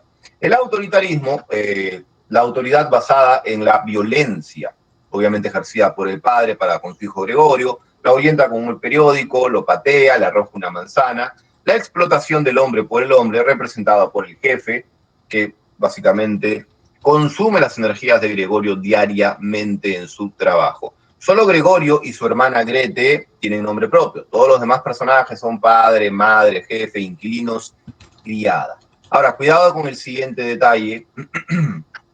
La novela La Metamorfosis es alegórica, despliega gran cantidad de símbolos, ¿ok? Por ejemplo, la mutación, la transformación física de Gregorio simboliza su pérdida de identidad humana. Ha dejado de pensar y de sentir como ser humano. Podríamos decir esto, hasta tal punto Gregorio Sams ha dejado de pensar y sentir como ser humano que no merece verse como uno de nosotros. Por eso decimos que su mutación, su transformación física, su metamorfosis, simboliza su alienación, su pérdida de identidad humana, el hecho de que dejó de pensar y sentir como ser humano. ¿Ok? No confundir la mutación, la transformación física, transformarse en bicho, con alienación, que implica algo distinto, dejar de pensar y sentir como ser humano para pensar y sentir como empleado. Repito, Tema principal de la obra, la alienación, la deshumanización, la pérdida de identidad, porque dejé de pensar y sentir como ser humano para pasar a pensar y sentir como empleado. Ese es el tema principal, la alienación, dejo de pensar y sentir como ser humano. La mutación es tema secundario. La mutación es la transformación física, corporal, concreta, de hombre a bicho. Muy bien. Así que, tema principal, alienación. Tema secundario, la mutación. La mutación, tema secundario, afecta el físico de Gregorio. La alienación, tema principal, afecta la sensibilidad de Gregorio. Ya no piensa ni siente como ser humano. Muy bien. Ok, decía que esta obra es alegórica. La mutación simboliza la alienación. Pregunta, ¿quién en esta obra simboliza el capitalismo? ¿Alguna idea? ¿Quién en la Metamorfosis simboliza el capitalismo? A ver, Angie me pregunta, ¿puedo decir la deshumanización como tema principal? Está bien. Lo que pasa, Angie, y bueno, para todos, es que deshumanización, alienación y pérdida de identidad son tres maneras distintas de decir una misma cosa. Alienación, pérdida de identidad. Deshumanización, has perdido tu identidad humana. Alienación, deshumanización, pérdida de identidad humana son lo mismo. Para responder tu pregunta, Andy, efectivamente, la pregunta que había hecho antes era, ¿quién representa el capitalismo? El jefe. Recuerda que en esta obra el capitalismo está representado como un sistema que juzga tu valor en base a lo que produces. ¿Ok? Como Gregorio Samsa ya no puede producir dinero porque es un insecto, ¿ok? Si no puedes producir nada de dinero para el sistema capitalista, nada nos importa, y por eso el jefe nunca vuelve a interesarse en Gregorio. El padre simboliza el autoritarismo, la autoridad basada en el abuso, la violencia. La madre simboliza la sumisión, se somete por completo a la autoridad del padre. Pregunta, ¿alguien recuerda qué simboliza Grete durante buena parte de la obra, no durante todo el texto? ¿Qué simboliza Grete durante buena parte del argumento? ¿Alguna idea? Los leo en el chat. La compasión, bueno, está por ahí, la solidaridad. Cuidado, compasión y solidaridad son cosas distintas. Experimento la emoción llamada compasión y esta emoción me impulsa a solidarizarme, a hacer algo por el otro, ¿ok? Recuerda, la solidaridad implica realizar una acción concreta para ayudar al otro. Ahora, esa solidaridad, esa acción concreta, ayudar al otro, obviamente está motivada por una compasión, ¿ok? Lo más exacto sería solidaridad. Compasión está por ahí. ¿Okay? Obviamente, si me dices compasión, tienes nociones sobre el tema, había que precisarlas mejor. Grete simboliza la solidaridad durante buena parte de la obra, no durante todo el texto, porque recuerda que como Gregorio era el único que aportaba dinero a la familia tiene que salir a trabajar, y ahí es cuando Grete se transforma en una mujer frívola, su tiempo está consumido por el sistema capitalista, y bueno, ya no tiene ni tiempo ni atención que dedicarle a su hermano Gregorio, ya no la alimenta. Por eso, por ejemplo, cuando el padre le incluye una manzana en el abdomen, ni Grete se la retira a Gregorio porque ya no le interesa. Sabemos que al final Gregorio fallece y la familia sale a pasear, casi como si estuvieran celebrando la muerte del protagonista. Y bueno, los personajes, el padre y la madre, ven a Grete y piensan que es una muchacha mayor de edad, hay que casarla con un marido adinerado para que su marido nos mantenga con su dinero. Ahí uno se da cuenta de que, bueno, los padres nunca valoraron a Gregorio por el ser humano que era, sino por el dinero que traía. Cuando Gregorio dejó de aportar dinero por su transformación, perdió valor para su familia, por eso lo marginaron. Ahora los padres lanzan la mirada a Grete, no le están valorando por su manera de pensar, por su manera de sentir, por los vínculos afectivos que deberían unirlos a ella, no. Los padres valoran a Grete por el dinero que pueden conseguir. Muy bien. A ver, tenemos aquí una pregunta. La pregunta nos dice lo siguiente. Al escuchar estas palabras de la madre, Gregorio reconoció que la falta de toda conversación inmediata con un ser humano, junto a la vida monótona en el seno de la familia, tenía que haber confundido sus facultades mentales a lo largo de estos 2 meses. Porque de otro modo no podía explicarse que hubiese podido desear seriamente que se vaciase su habitación. ¿Deseaba realmente permitir que transformase en la cálida habitación amueblada confortablemente, con muebles heredados de su familia, en una cueva en la que, efectivamente, podría arrastrarse en todas direcciones sin obstáculo alguno, teniendo, sin embargo, como contrapartida que olvidarse al mismo tiempo rápidamente y por completo de su pasado humano? De acuerdo a lo citado, ¿cuál sería el tema intrínseco de la metamorfosis que se pone en evidencia? Uno, la desvinculación de la madre como ente redentor de la moralidad. Dos, la ruptura del nicho familiar en la imagen de un padre opresivo. Tres, la figura paterna también llega a deshumanizarse. Cuatro, Gregorio se ha deshumanizado ante el rechazo del padre. Ok, chicos, abren esta pregunta que dicen ustedes. 1, 2, 3 o 4.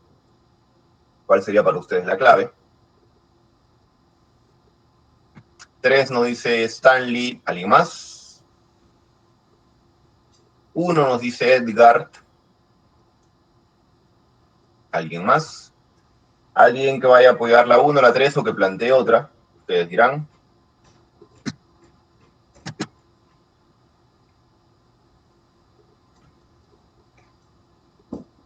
Nos dice 1, ya, ok. Entonces, la respuesta sería número 3, ¿ok? Mira lo que dice aquí. Al escuchar estas palabras de la madre, Gregorio reconoció que la falta de toda conversación inmediata con un ser humano, junto con la vida monótona en el seno de la familia, tenía que haber confundido sus facultades mentales a lo largo de estos 2 meses, ¿ok? Porque de otro modo no podía explicarse que hubiese podido desear seriamente que se vaciase su habitación. Entonces, Gregorio dice, oye, yo en realidad estoy loco porque no entiendo cómo así mi familia cree que yo puedo querer, puedo anhelar que me quiten mis muebles. Entonces Gregorio piensa, oye, yo debo estar loco porque no hallo ninguna lógica a lo que mi familia dice, a lo que mi madre propone. Pero el lector se da cuenta, quien está mal es Gregorio, no, quien está mal es la madre. Si Gregorio no entiende por qué su madre propone retirar las cosas de su habitación es porque eso no admite la más mínima lógica. Y Gregorio al final piensa eso. Si me quitan los muebles, me están dejando sin nada que forme parte de mi pasado humano. Entonces, mi madre se ha deshumanizado, ya no me ve como un ser humano, me ve como un insecto. Y por eso no merezco tener muebles, porque ya no soy humano. Entonces, la idea es la siguiente, ¿ok? Para recalcar mejor la idea. Gregorio se pregunta a sí mismo, ¿yo estoy loco? ¿Ok? Porque no entiendo la razón bajo la cual mi madre quiere retirar mis muebles. Si me quitas mis muebles, me quitas el último rastro de mi pasado humano.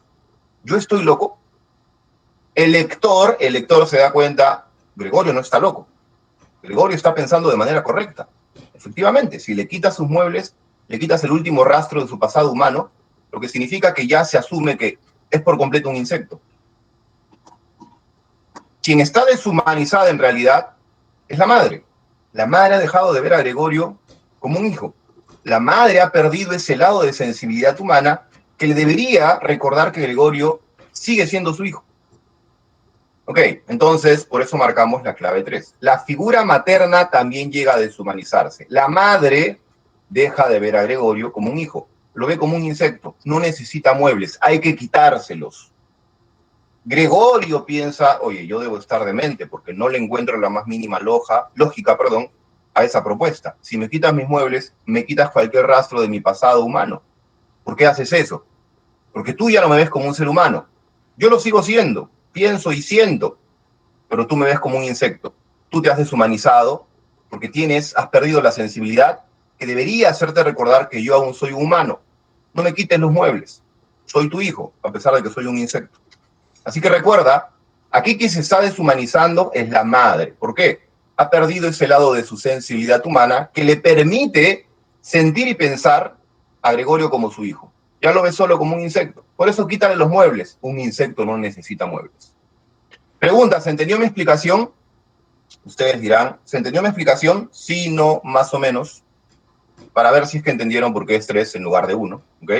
Aunque claro, por cierto, si han marcado 1, no es que estén en la luna de Paita. De hecho, lo correcto era quedarse entre la 3 y la 1. Muy bien. Ok, entonces nos quedamos con la clave 3. Muy bien. A ver, vamos a continuar.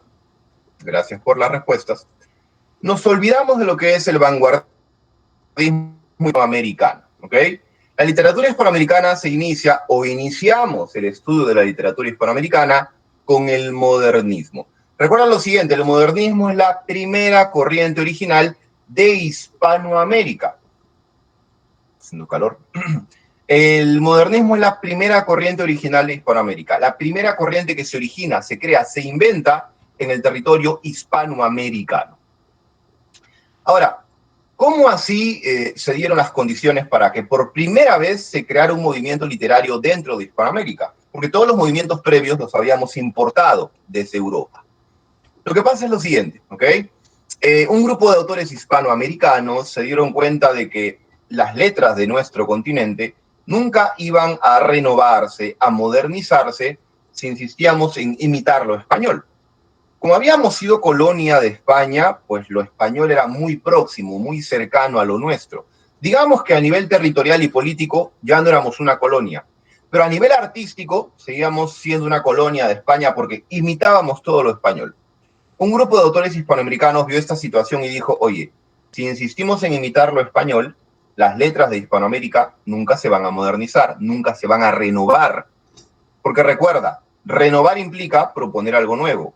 Imitar implica copiar lo que ya se hizo antes. Para poder renovar, modernizar las letras hispanoamericanas, hay que dejar de imitar lo español. Cuidado. Característica del modernismo hispanoamericano, se distancia de lo español. Cuidado, se distancia, no es que rompa de manera absoluta, no. Se distancia de lo español. La influencia literaria española sigue estando presente, pero ahora es secundaria. Entonces, un grupo de autores hispanoamericanos quiso modernizar, renovar nuestras letras. Para esto se distanciaron de la influencia española y decidieron buscar influencia literaria nueva en territorios extranjeros. ¿Qué implica esto de prestarle atención a lo extranjero? El cosmopolitismo. Cosmopolita es aquel que se siente un ciudadano del mundo. Si yo me siento un ciudadano del mundo, no voy a limitar mi atención a lo que ocurre y se hace en mi país.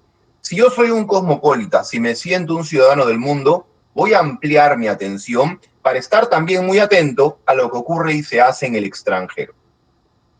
Así que los autores de Hispanoamérica quisieron modernizar las letras del continente, se distanciaron de la influencia española y en un gesto muy cosmopolita le prestaron atención a otras literaturas extranjeras para tomar de allí nuevas influencias distintas de la influencia española.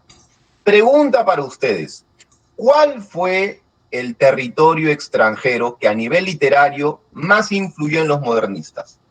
¿Cuál fue la literatura extranjera que más influyó en el modernismo? Sabemos que obviamente no es España, se están distanciando de lo español. ¿Cuál fue la literatura extranjera que más influyó en el modernismo?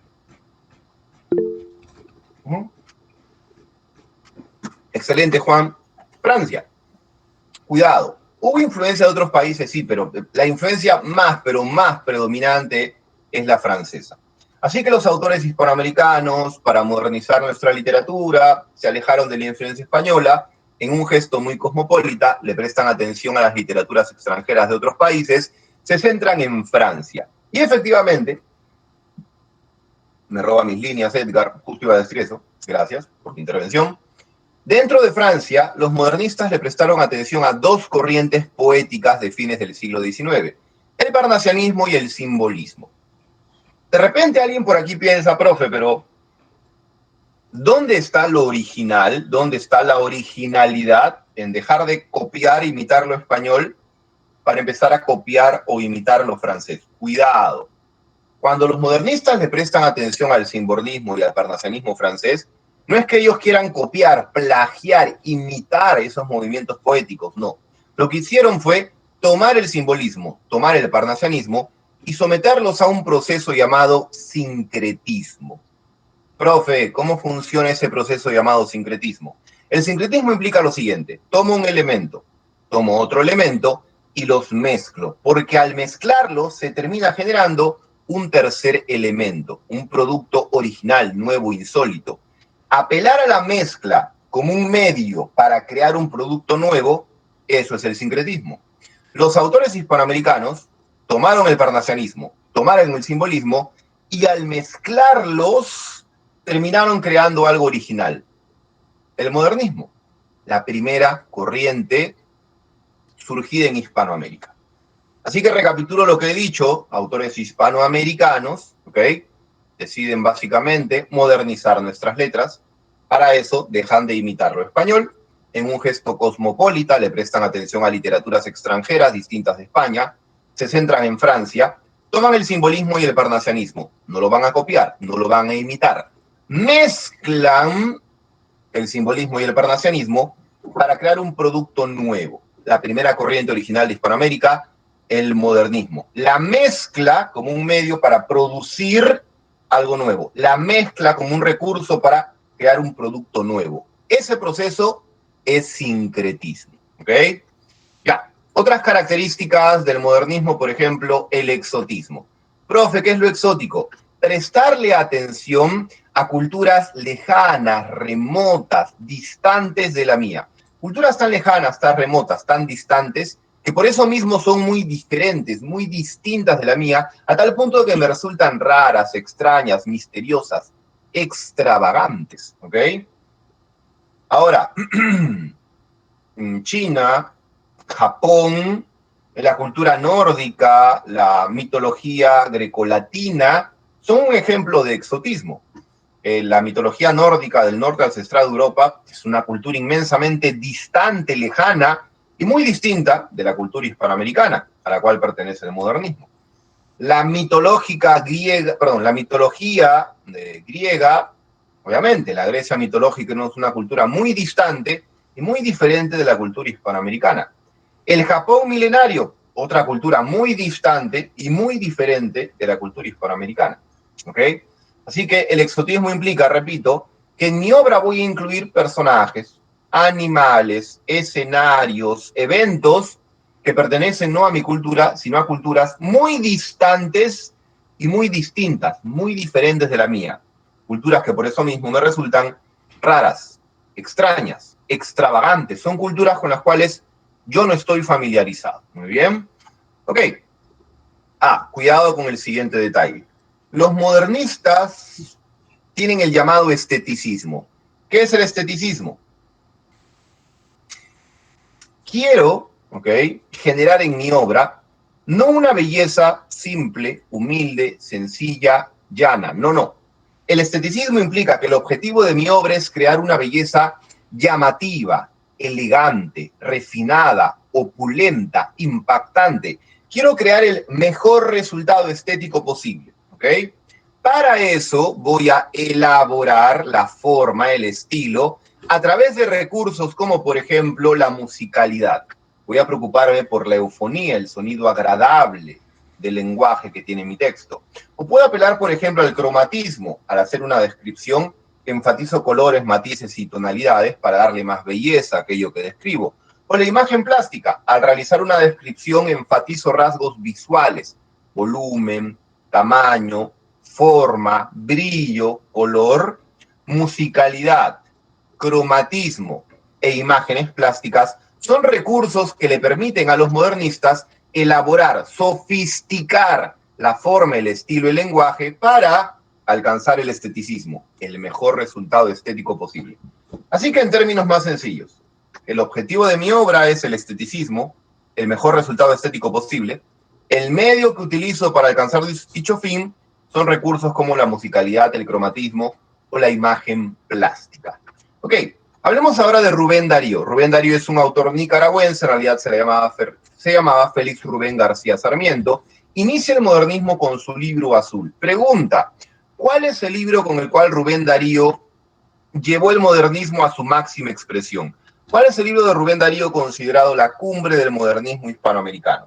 ¿Alguna idea?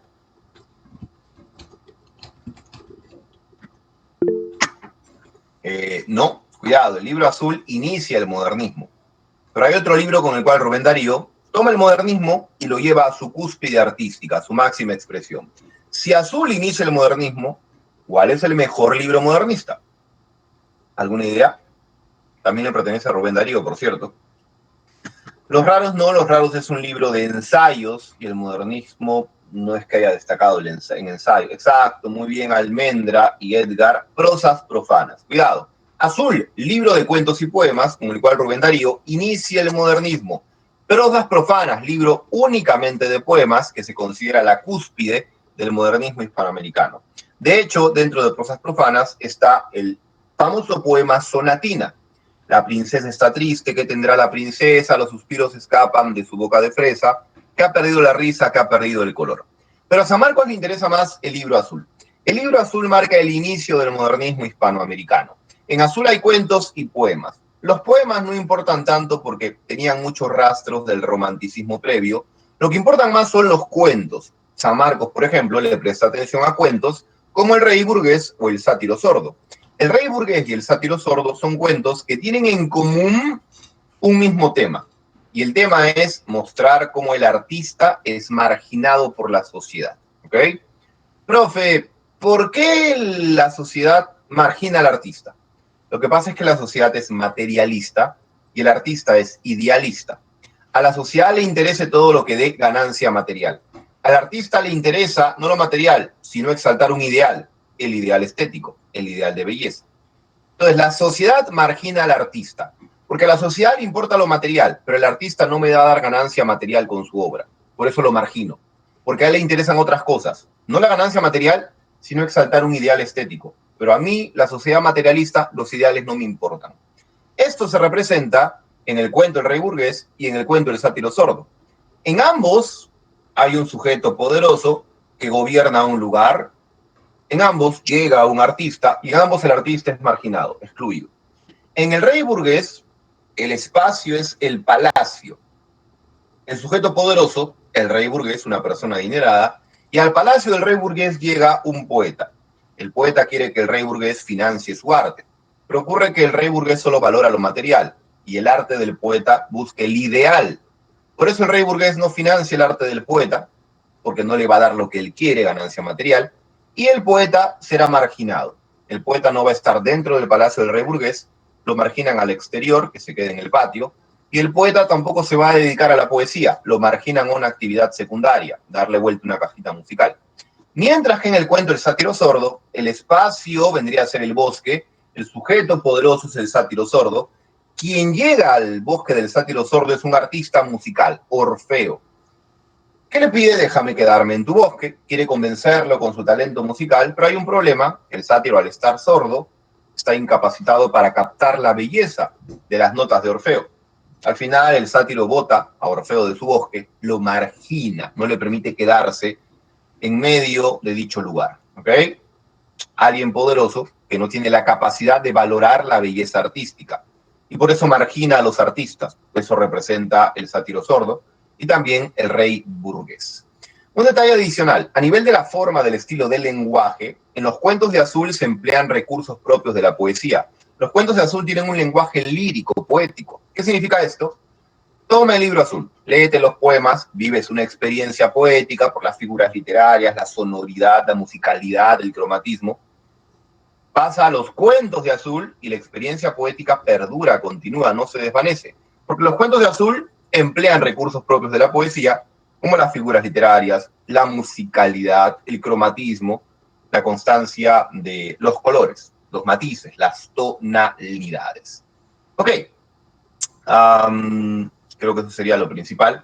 Hablemos del vanguardismo hispanoamericano. Cuidado, el vanguardismo hispanoamericano no es una copia, no es una imitación del vanguardismo europeo, no. El vanguardismo hispanoamericano reformula algunos aportes, algunos rasgos del vanguardismo europeo. ¿Cómo así? Recuerda, para reformular algo, para transformarlo, tienes que aportarle elementos nuevos que generen un cambio importante. Los vanguardistas de Hispanoamérica no copian el vanguardismo europeo, toman elementos de vanguardia europea y los reformulan, los transforman, aportando cosas nuevas. Por ejemplo, en el vanguardismo en el vanguardismo europeo se hablaba mucho de la modernidad, pero hay vanguardistas de Hispanoamérica que utilizan recursos de vanguardia para hablar de culturas ancestrales. Esa atención por lo ancestral, por lo azteca, por lo incaico, no estaba en el vanguardismo de Europa. Una muestra de cómo el vanguardismo hispanoamericano aporta novedades que reformulan la vanguardia de Europa y no se limitan a copiarla, a plagiarla. Tenemos a Pablo Neruda. Recuerda que este poeta tiene 4 etapas en su lírica. Tiene la etapa de iniciación, 20 poemas de amor y una canción desesperada. Tiene la etapa residenciaria o vanguardista, residencia en la tierra. Tiene la etapa de plenitud épica o etapa comprometida, canto general. Y tiene la etapa de poeta profesional, odas elementales. no estudiamos a Neruda en la vanguardia porque toda su poesía sea vanguardista, no. Estudiamos a Neruda en la vanguardia porque su mejor libro, Residencia en la Tierra, pertenece al vanguardismo. Pero curiosamente, San Marcos no nos pide que estudiemos Residencia en la Tierra, sino 20 poemas de amor y una canción desesperada, que pertenece a la primera etapa, la etapa sentimental. Muy bien. Ok, 20 poemas de amor y una canción desesperada, es el segundo poemario de Pablo Neruda, el primero era Crepusculario. 20 poemas de amor y una canción desesperada, género lírico. En cuanto a lo que vendría a ser las técnicas, bueno, cuidado. Hay poemas en donde se emplea la técnica del verso libre. Así que tiene un poquito de vanguardista el libro 20 poemas de amor, porque se emplea el verso libre en algunos poemas. Pero también se emplea la técnica del verso alejandrino, verso de 14 sílabas métricas, algo muy propio del modernismo. Profe, o sea que en este libro encontramos poemas que emplean el recurso del verso libre vanguardista y poemas que emplean el verso alejandrino de los modernistas. Sí, vanguardismo y modernismo influyen en este libro, solamente que son influencias pequeñas, reducidas, tienen que ver con el tipo de verso que se emplea. Alejandrino, verso modernista, verso libre, vanguardista.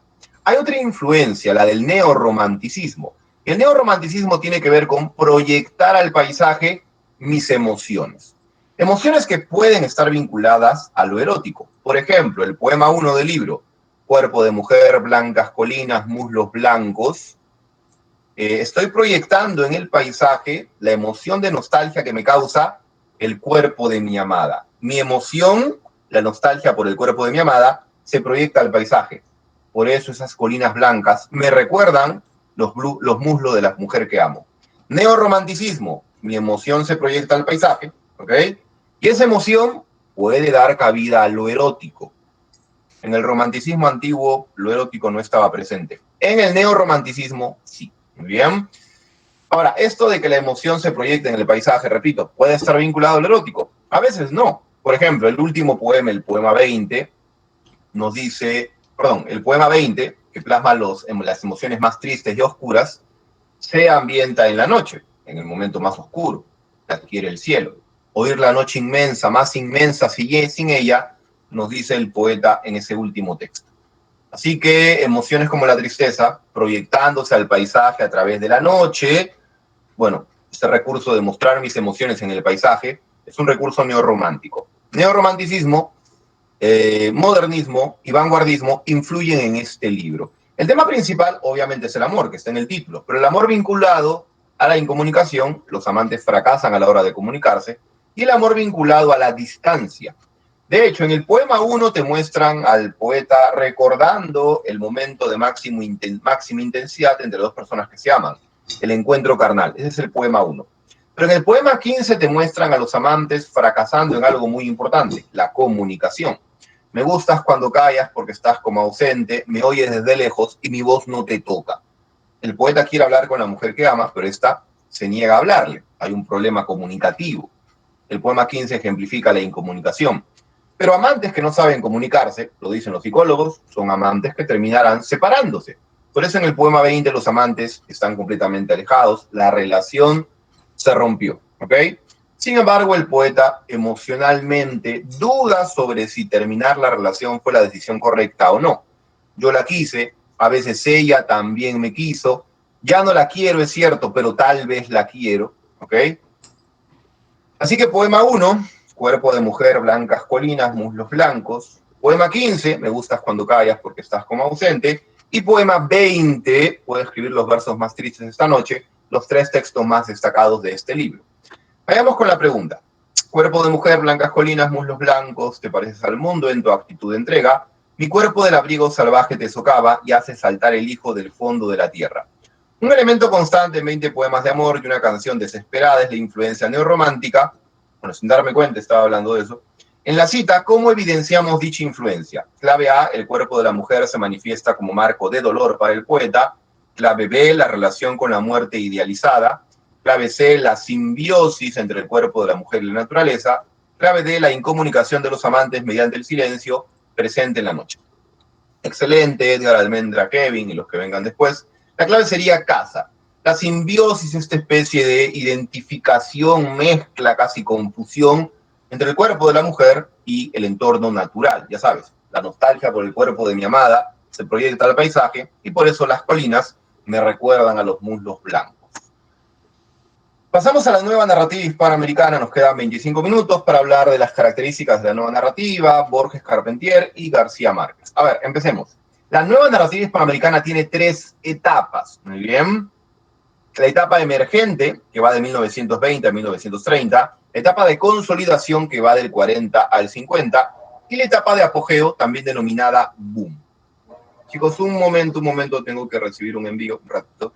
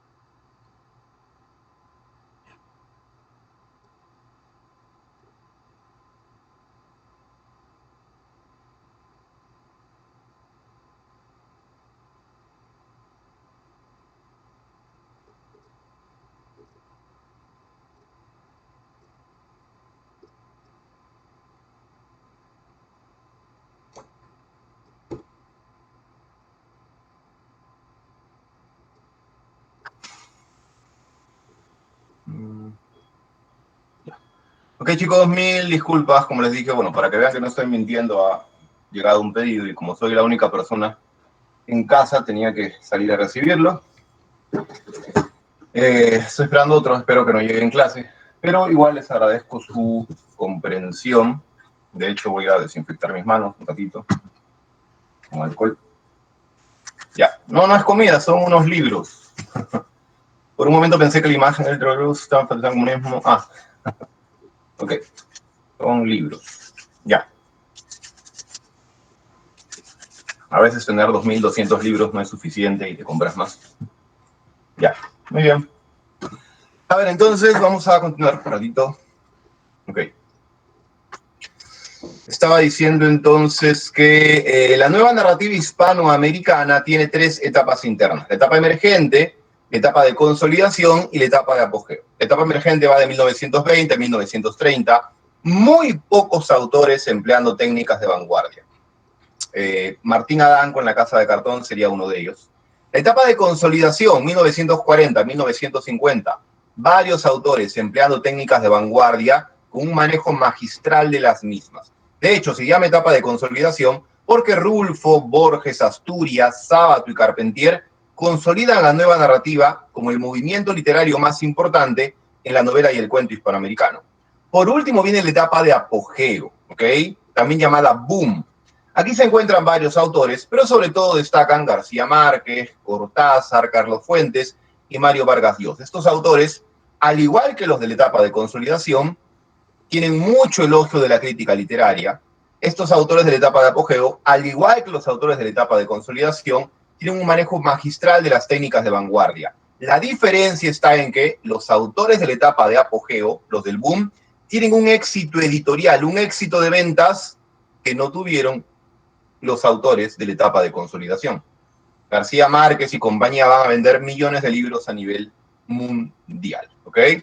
Cuidado, la nueva narrativa hispanoamericana se puede definir de la siguiente manera: movimiento que incorpora las técnicas vanguardistas en la novela y el cuento de nuestro continente. Si hablamos de nueva narrativa, no vayas a pensar en técnicas vanguardistas como el verso libre, la metáfora compleja, la imagen onírica. Eso es poesía de vanguardia y esto es narrativa.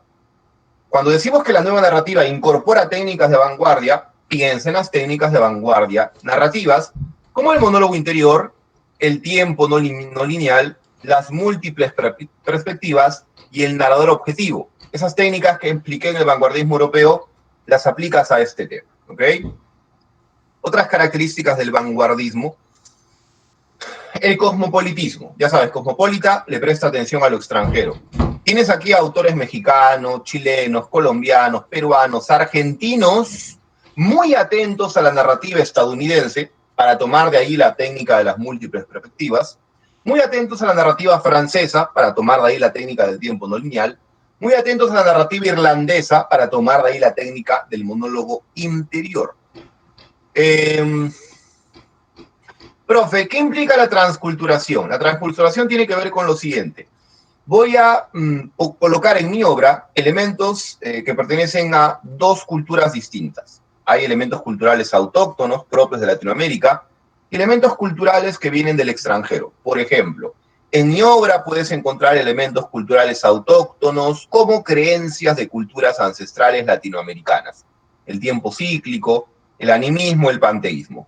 Pero en mi obra también vas a encontrar elementos de culturas foráneas, ajenas a Latinoamérica, como por ejemplo, técnicas de vanguardia. Las técnicas de vanguardia no se crearon en Latinoamérica, venían de fuera. Transculturación. En mi obra conviven elementos culturales autóctonos, latinoamericanos, y elementos culturales foráneos, extranjeros. Elemento cultural foráneo, extranjero en mi obra, las técnicas tomadas de Europa y Norteamérica. Elemento cultural propio, autóctono en mi obra, las creencias míticas de culturas latinoamericanas, creencias míticas como el tiempo cíclico, que aparece en 100 años de soledad, o el animismo, que también aparece en 100 años de soledad, cuando los habitantes de Macondo creen que un imán le otorga vida propia, le despierte el ánima, por eso animismo, a los objetos de metal. Profe, el realismo mágico no viene de fuera. No es un invento de la vanguardia europea o norteamericana que nosotros hayamos asimilado, no, ¿ok? El realismo mágico es básicamente una corriente interna a la nueva narrativa en donde las obras te muestran eventos fantásticos, ¿ok? Pero que son asumidos como cotidianos por los personajes. Por ejemplo, una mujer asciende a los cielos en 100 años de soledad, nadie se sorprende. Lo fantástico, un ascenso a los cielos, es tomado como algo cotidiano por los personajes. Pero también pasa lo inverso. En el realismo mágico pueden ocurrir eventos que para el lector son comunes, ordinarios, pero los personajes lo toman como si fueran eventos de fantasía. Por ejemplo, un imán atrae el metal. Para el lector eso es cotidiano, pero los personajes reaccionan como si fueran prácticamente eventos de magia, de maravilla. Realismo mágico, corriente interna a la nueva narrativa, que presenta eventos fantásticos que son tomados como cotidianos por los personajes, y lo inverso.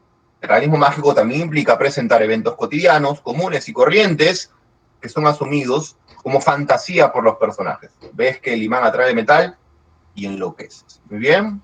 Ok. A ver, algo más que falte, creo que no. Iba a decir algo. Cuidado, no vayas a creer que el realismo mágico y nueva narrativa son sinónimos. No. No todos los autores de la nueva narrativa pueden ser incluidos como representantes del realismo mágico. En el realismo mágico puedes ubicar a Juan Rulfo, autor de la etapa de consolidación, autor de la novela Pedro Páramo, ambientada en el pueblo fantasmal de Comala. En el realismo mágico puedes colocar a Miguel Ángel Asturias, autor del Señor Presidente, novela de 1967. En el realismo mágico también puedes colocar a Alejo Carpentier, que de hecho inició el realismo mágico con su novela El reino de este mundo. Y también puedes colocar en el realismo mágico a García Márquez, que con 100 años de soledad toma el realismo mágico y lo lleva a su máxima expresión. Así que, inicio del realismo mágico, el reino de este mundo. Cúspide del realismo mágico, 100 años de soledad. Profe, ¿y qué es lo real maravilloso? Para San Marcos, realismo mágico y lo real maravilloso son lo mismo. No los voy a complicar diferenciando conceptos que para San Marcos son lo mismo. Pero yo he leído en otros libros que el realismo mágico y lo real maravilloso son distintos. Nos importa lo que San Marcos crea correcto. Nos allanamos a lo que San Marcos crea correcto. Así que para nosotros, realismo mágico y lo real maravilloso son lo mismo, un solo concepto. Muy bien. Hablemos del reino de este mundo. A ver, género en trilce narrativo, para un examen de San Marcos épico. Especie novela. Estructura dividida en 4 secciones que internamente tienen distintos capítulos. Se emplea la técnica del narrador omnisciente, narrador que en tercera persona sabe todo lo que pasa fuera y dentro de los personajes. El lenguaje es un lenguaje musical, tiene una sonoridad agradable al ser leído en voz alta, pero también es un lenguaje barroco. Recarga el estilo con muchos recursos para conseguir una belleza sofisticada, elaborada, compleja, densa. En cuanto a lo que sería el apartado del fondo, bueno, número 1 tienes el tema. El tema es la revolución de esclavos de raza negra en Haití, ¿ok? El escenario es múltiple. Tienes Haití, tienes Cuba, tienes también, por ejemplo, aunque de manera muy secundaria, Francia e Italia. Pero Haití y Cuba son los escenarios más importantes.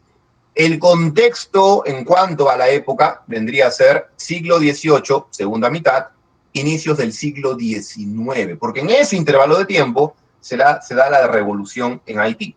Por cierto, esta obra tiene trasfondo histórico, lo que significa que hay temas y hechos de la obra que prácticamente están tomados de la realidad histórica del pasado haitiano. Por ejemplo, la revolución de esclavos de raza negra, el tema principal, evento histórico en el pasado de Haití. Personajes: Lenormand de Messy, el amo del protagonista Tinoel. Los que comandan la rebelión, Macandal y Bowman, son personajes históricos, comandaron rebeliones en Haití. ¿Okay? Henry Christophe, el rey y el monarca de raza negra, también es un personaje histórico. Hechos históricos en la obra, las rebeliones de Macandal y Bowman, o por ejemplo, Henry Christophe, el monarca negro, esclaviza a su propia raza para que le construyan el palacio de Sanssouci. Ese evento es tan histórico que el Palacio de Sanssouci existe, es un atractivo turístico en Haití. Curiosamente, el protagonista, Tinoel, no es un personaje histórico, no está tomado de la realidad del pasado, está salido de la imaginación del autor Alejo Carpentier. Recuerda que esta novela desarrolla, en términos teóricos y prácticos, el realismo mágico. Profe, ¿cómo que esta obra desarrolla en términos teóricos el realismo mágico? Esta novela incluye un prólogo en donde Alejo Carpentier teoriza, define, conceptualiza, te brinda un concepto sobre qué es el realismo mágico o lo real maravilloso. En el prólogo te brinda la teoría sobre el realismo mágico. En el argumento, en la trama, en la narración, lleva a la práctica dicha teoría, desarrollando una historia que te presenta eventos fantásticos que pueden ser tomados cotidianos y eventos cotidianos que se asumen como fantásticos. ¿Muy bien? Ok. En cuanto al argumento, recuerda que Tinoel es un esclavo de raza negra en Haití, que bueno, al inicio de la obra es colonia francesa, gobernada por franceses. Su amo es el colono francés Lenormand de Messy, tiene miles de esclavos que trabajan la tierra, sembrando caña de azúcar. Uno de sus esclavos es Macandal, que bueno, pierde un brazo, se queda manco, y bueno, ya no le prestan atención los capataces. Al final Macandal desaparece, y cuando reaparece es para revelar que los dioses de más allá del mar, los dioses del África, lo han escogido a él, lo han elegido para otorgarle el poder de la magia vudú y que con ese poder Macandal acabe con los colonos franceses para matar a los blancos e instaurar un reino de negros libres. Así que aquí la independencia de Haití va a ser entendida en términos míticos, ¿ok? Los dioses, seres míticos, sobrenaturales, han elegido a Macandal para que con la magia vudú nos libere. Bueno, sabemos que Macandal lidera una rebelión, al final lo van a atrapar, lo matan, pero los esclavos de raza negra, con su mentalidad mítica, mágica, fantástica, creen que Macandal se transformó en una mariposa y se fue utilizando la magia vudú para dicha transformación. Luego va a haber otra rebelión comandada por Bowman, Tinoel también forma parte de esa rebelión, a Bowman lo capturan, lo decapitan. Lenormand de Messy, el amo de Tinoel, se lo lleva a Haití con sus demás esclavos. Al final, Tinoel años después logra volver a Haití y ve que Haití ya no es colonia francesa, los franceses no gobiernan, gobierna un monarca de raza negra que esclaviza a su propia raza, Henry Christophe. Al final los esclavos se rebelan, Henry Christophe se suicida antes de que sus esclavos lo torturen y lo maten. Bueno, luego Tinoel, que ya está viejito, se va a un terreno olvidado, pero luego aparecen los mulatos que han instaurado la república, se están dividiendo el terreno y al final los mulatos empiezan a pensar en esclavizar a la raza negra, en establecer leyes para someter a dicha raza. Ahí es cuando Tinoel dice: me harté del mundo humano porque sencillamente no importa quién venga, nos domina a los sujetos de raza negra, restringe nuestra libertad. Los colonos franceses blancos dominaron a la raza negra. Vino el monarca negro Henry Christophe, esclavizó a su propia raza. Ahora vienen los mulatos, mezcla de raza negra y blanca, para esclavizarnos otra vez a la raza negra. ¿Sabes qué? Me harté del mundo humano, dice Henry Christophe. Dice Tinoel, el protagonista: utilizando las enseñanzas de mi líder Macandal, voy a transformarme en animales e insectos para vivir como un animal o como un insecto. Bueno, al final se dice que Tinoel sencillamente desaparece, aunque se deduce que ya de anciano murió, ¿ok? Algo senil, algo demente, en los bosques de Haití. Perdón. Bueno, lamentablemente no han colocado algo sobre Borges, pero lo comento verbalmente antes de hablar sobre García Márquez. Jorge Luis Borges, autor argentino, pertenece a la etapa de consolidación. Olvídate de Borges poeta, esto es nueva narrativa, nada que ver con poesía. Y en narrativa Borges solo escribió cuentos. Sus dos libros de cuentos más famosos, Ficciones y Eralet, y en ellos puedes encontrar lo más característico de Borges. Por ejemplo, emplea símbolos, el cuchillo simbolizando la muerte, el laberinto simboliza la realidad caótica, también tienes, por ejemplo, la presencia de los tigres que simbolizan el misterio, el misterio y el tiempo también, porque para Borges, según él, las líneas de los tigres son una escritura olvidada que el ser humano no puede descifrar, hay un misterio. Cuchillos, laberintos, también tienes los espejos que simbolizan la identidad del ser humano. El espejo implica tener una imagen respecto de quién eres a nivel físico. Bueno, el espejo simboliza la identidad, porque la identidad es tener una imagen clara de quién eres tú a nivel intelectual, emocional o ético. Otras características de Borges: eventos fantásticos en su obra. El tiempo se detiene, por ejemplo, ¿ok? En alguno de sus cuentos, o seres fantásticos como la aparición de un minotauro, en un relato llamado La Casa de Asterión. Además de fantasía, trasfondo filosófico, temas metafísicos en su obra. Un tema metafísico sería los límites, la confusión entre qué es real y qué es ficticio. Un tema filosófico abordado por Platón en el mito de la caverna, por ejemplo. Otro tema filosófico es la estructura del universo, que para Borges solo es caos, azar, sin sentido, sin lógica ni orden alguno. Recuerda que Borges suele basar sus cuentos en sus lecturas literarias, ¿ok? O filosóficas. Hay cuentos que se basan en ciertos temas filosóficos, como qué es realidad, qué es ficción, cuál es la estructura del universo. Y hay cuentos de Borges que se basan en obras de otros autores. Tiene un cuento llamado Pierre Menard, autor del Quijote, obviamente. Está basado en la obra de Miguel de Cervantes Saavedra. Muy bien. Así que eventos fantásticos, temas filosóficos o metafísicos, qué es real, qué es ficticio, la estructura caótica del universo dominada por el azar. Algunos cuentos de Borges tienen tramas policiales. Se comete un crimen, se investiga quién es el autor de dicho delito, ¿ok? Algo más sobre eso, creo que sería lo central sobre Jorge Luis Borges. Dentro del libro Ficciones, recuerda, hay dos partes: el jardín de senderos que se bifurcan, y luego tienes también artificios. Y algunos cuentos famosos, Las ruinas circulares, por ejemplo, en donde el personaje creía ser un ente real y al final solo descubre que es un ser ficticio.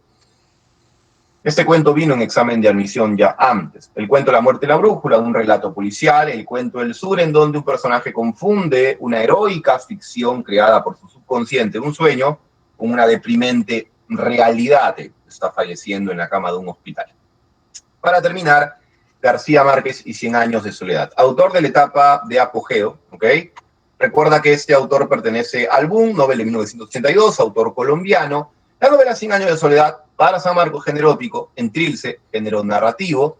Esta novela recuerda que va a tener como tema principal, además de la soledad que experimentan los personajes en las distintas generaciones, la historia del estirpe de la familia Buendía, que está ligada al pueblo de Macondo. Escenario principal Macondo, Escenario secundario, Río Hacha. Macondo es un pueblo imaginario, salido de la mente de García Márquez. Río Hacha, que está tomado de la realidad colombiana. Recuerda que esta novela tiene 4 niveles. Un nivel social.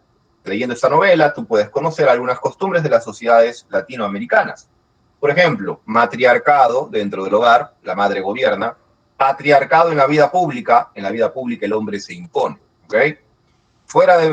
En Macondo, en el pueblo, José Arcadio Buendía hace y deshace, patriarcado, pero en la vida íntima del hogar, matriarcado. Su esposa Úrsula Iguarán gobierna todo. Esta característica, esta costumbre propia de la sociedad latinoamericana está en la novela. Por eso la novela tiene un nivel social, te permite conocer costumbres, hábitos sociales de Latinoamérica. La novela también tiene un nivel histórico. Leyéndola puedes conocer eventos del pasado colombiano.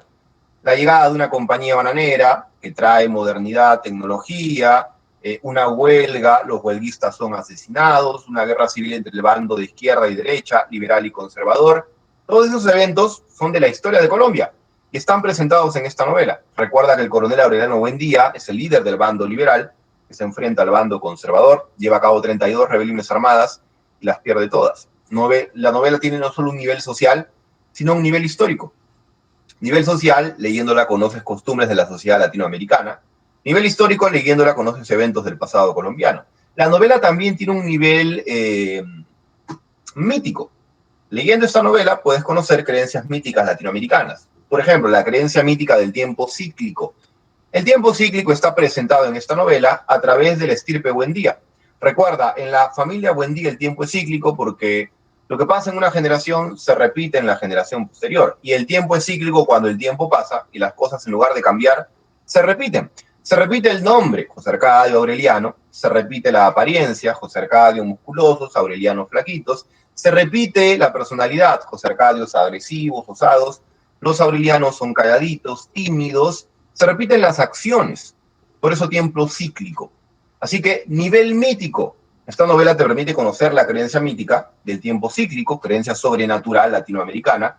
En la familia Buendía el tiempo es cíclico. El tiempo pasa y las cosas no cambian, sino se repiten. Recuerda, tiempo lineal, el tiempo pasa y todo cambia. Tiempo cíclico, el tiempo pasa y todo se repite. Nivel social, nivel histórico, nivel mítico. También hay un nivel psicológico. Leyendo la novela puedes conocer que en la psicología, en la subjetividad, en el mundo interno de los personajes, hay una idea muy atractiva y muy prohibida, el incesto. Hay una maldición en la familia Buendía.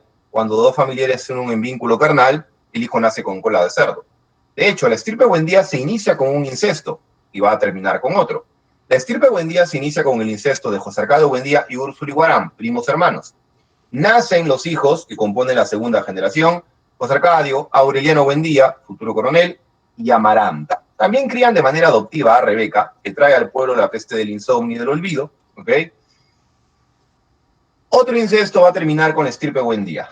Aureliano Babilonia se une con Amaranta Úrsula, eran sobrino y tía sin saberlo, y ahí nace un niño con cola de cerdo que las hormigas van a devorar. También aparece un huracán que destruye Macondo, y recuerda que todo esto había sido anticipado, profetizado por el gitano llamado Melquíades en su obra. Cuidado, el pueblo de Macondo no permanece siempre en un estado arcaico, alejado de la civilización, no. Al inicio sí, pero ¿cómo se moderniza Macondo? Con la llegada de la compañía bananera, ¿ok? Porque los gringos de la compañía bananera traen su tecnología, el telégrafo, el cinematógrafo, la máquina de helados. Algunos dicen, Macondo se moderniza con la llegada de los gitanos. Falso. Los gitanos llevan la lupa, el hielo, la dentadura postiza. No vas a modernizar un pueblo con esos elementos, ¿ok? Y creo que sería lo central. Bueno, aquí tienes ya el árbol genealógico. Obviamente, al ser un ciclo repaso con tantos temas en 2 horas, ni por asomo tengo posibilidad alguna de contar la historia, pero aquí está gente que ya tiene experiencia, así que obviamente ese conocimiento de por medio ya lo tienen. Muy bien, chicos, rápidamente voy a darles las claves. Empecemos con las claves de la guía. Repito, primero las claves de la guía. Apunten, por favor. Primero las claves de la guía. A ver, guía, pregunta número 1, avión. 2, avión. 3 y 4, beso. 3 y 4, beso. 5, dedo. 6, avión. 7, dedo. 8, beso. 9, casa. Y 10, avión. Repaso las claves de la guía. 1 y 2, avión. 3 y 4, beso. 5, dedo. 6, avión. 7, dedo. 8 beso, 9 casa y 10 avión. Para terminar, las claves de la práctica: 1 dedo, 2 dedo, 3 casa, 4 dedo, 5 avión, 6 beso, 7 avión, 8 beso, 9 casa y 10 beso. Repaso las claves de la práctica: 1 y 2 dedos, 3 casa, 4 dedos, 5 avión, 6 besos, 7 avión, 8 besos, 9 casa y 10 besos. Ok, chicos, gracias a ustedes y también al tutor. Se cuidan, nos vemos hasta la próxima semana. Ya en un rato revisan en el Classroom, se va a subir la diapositiva. Hasta la próxima, chicos, se cuidan. Gracias, nos vemos.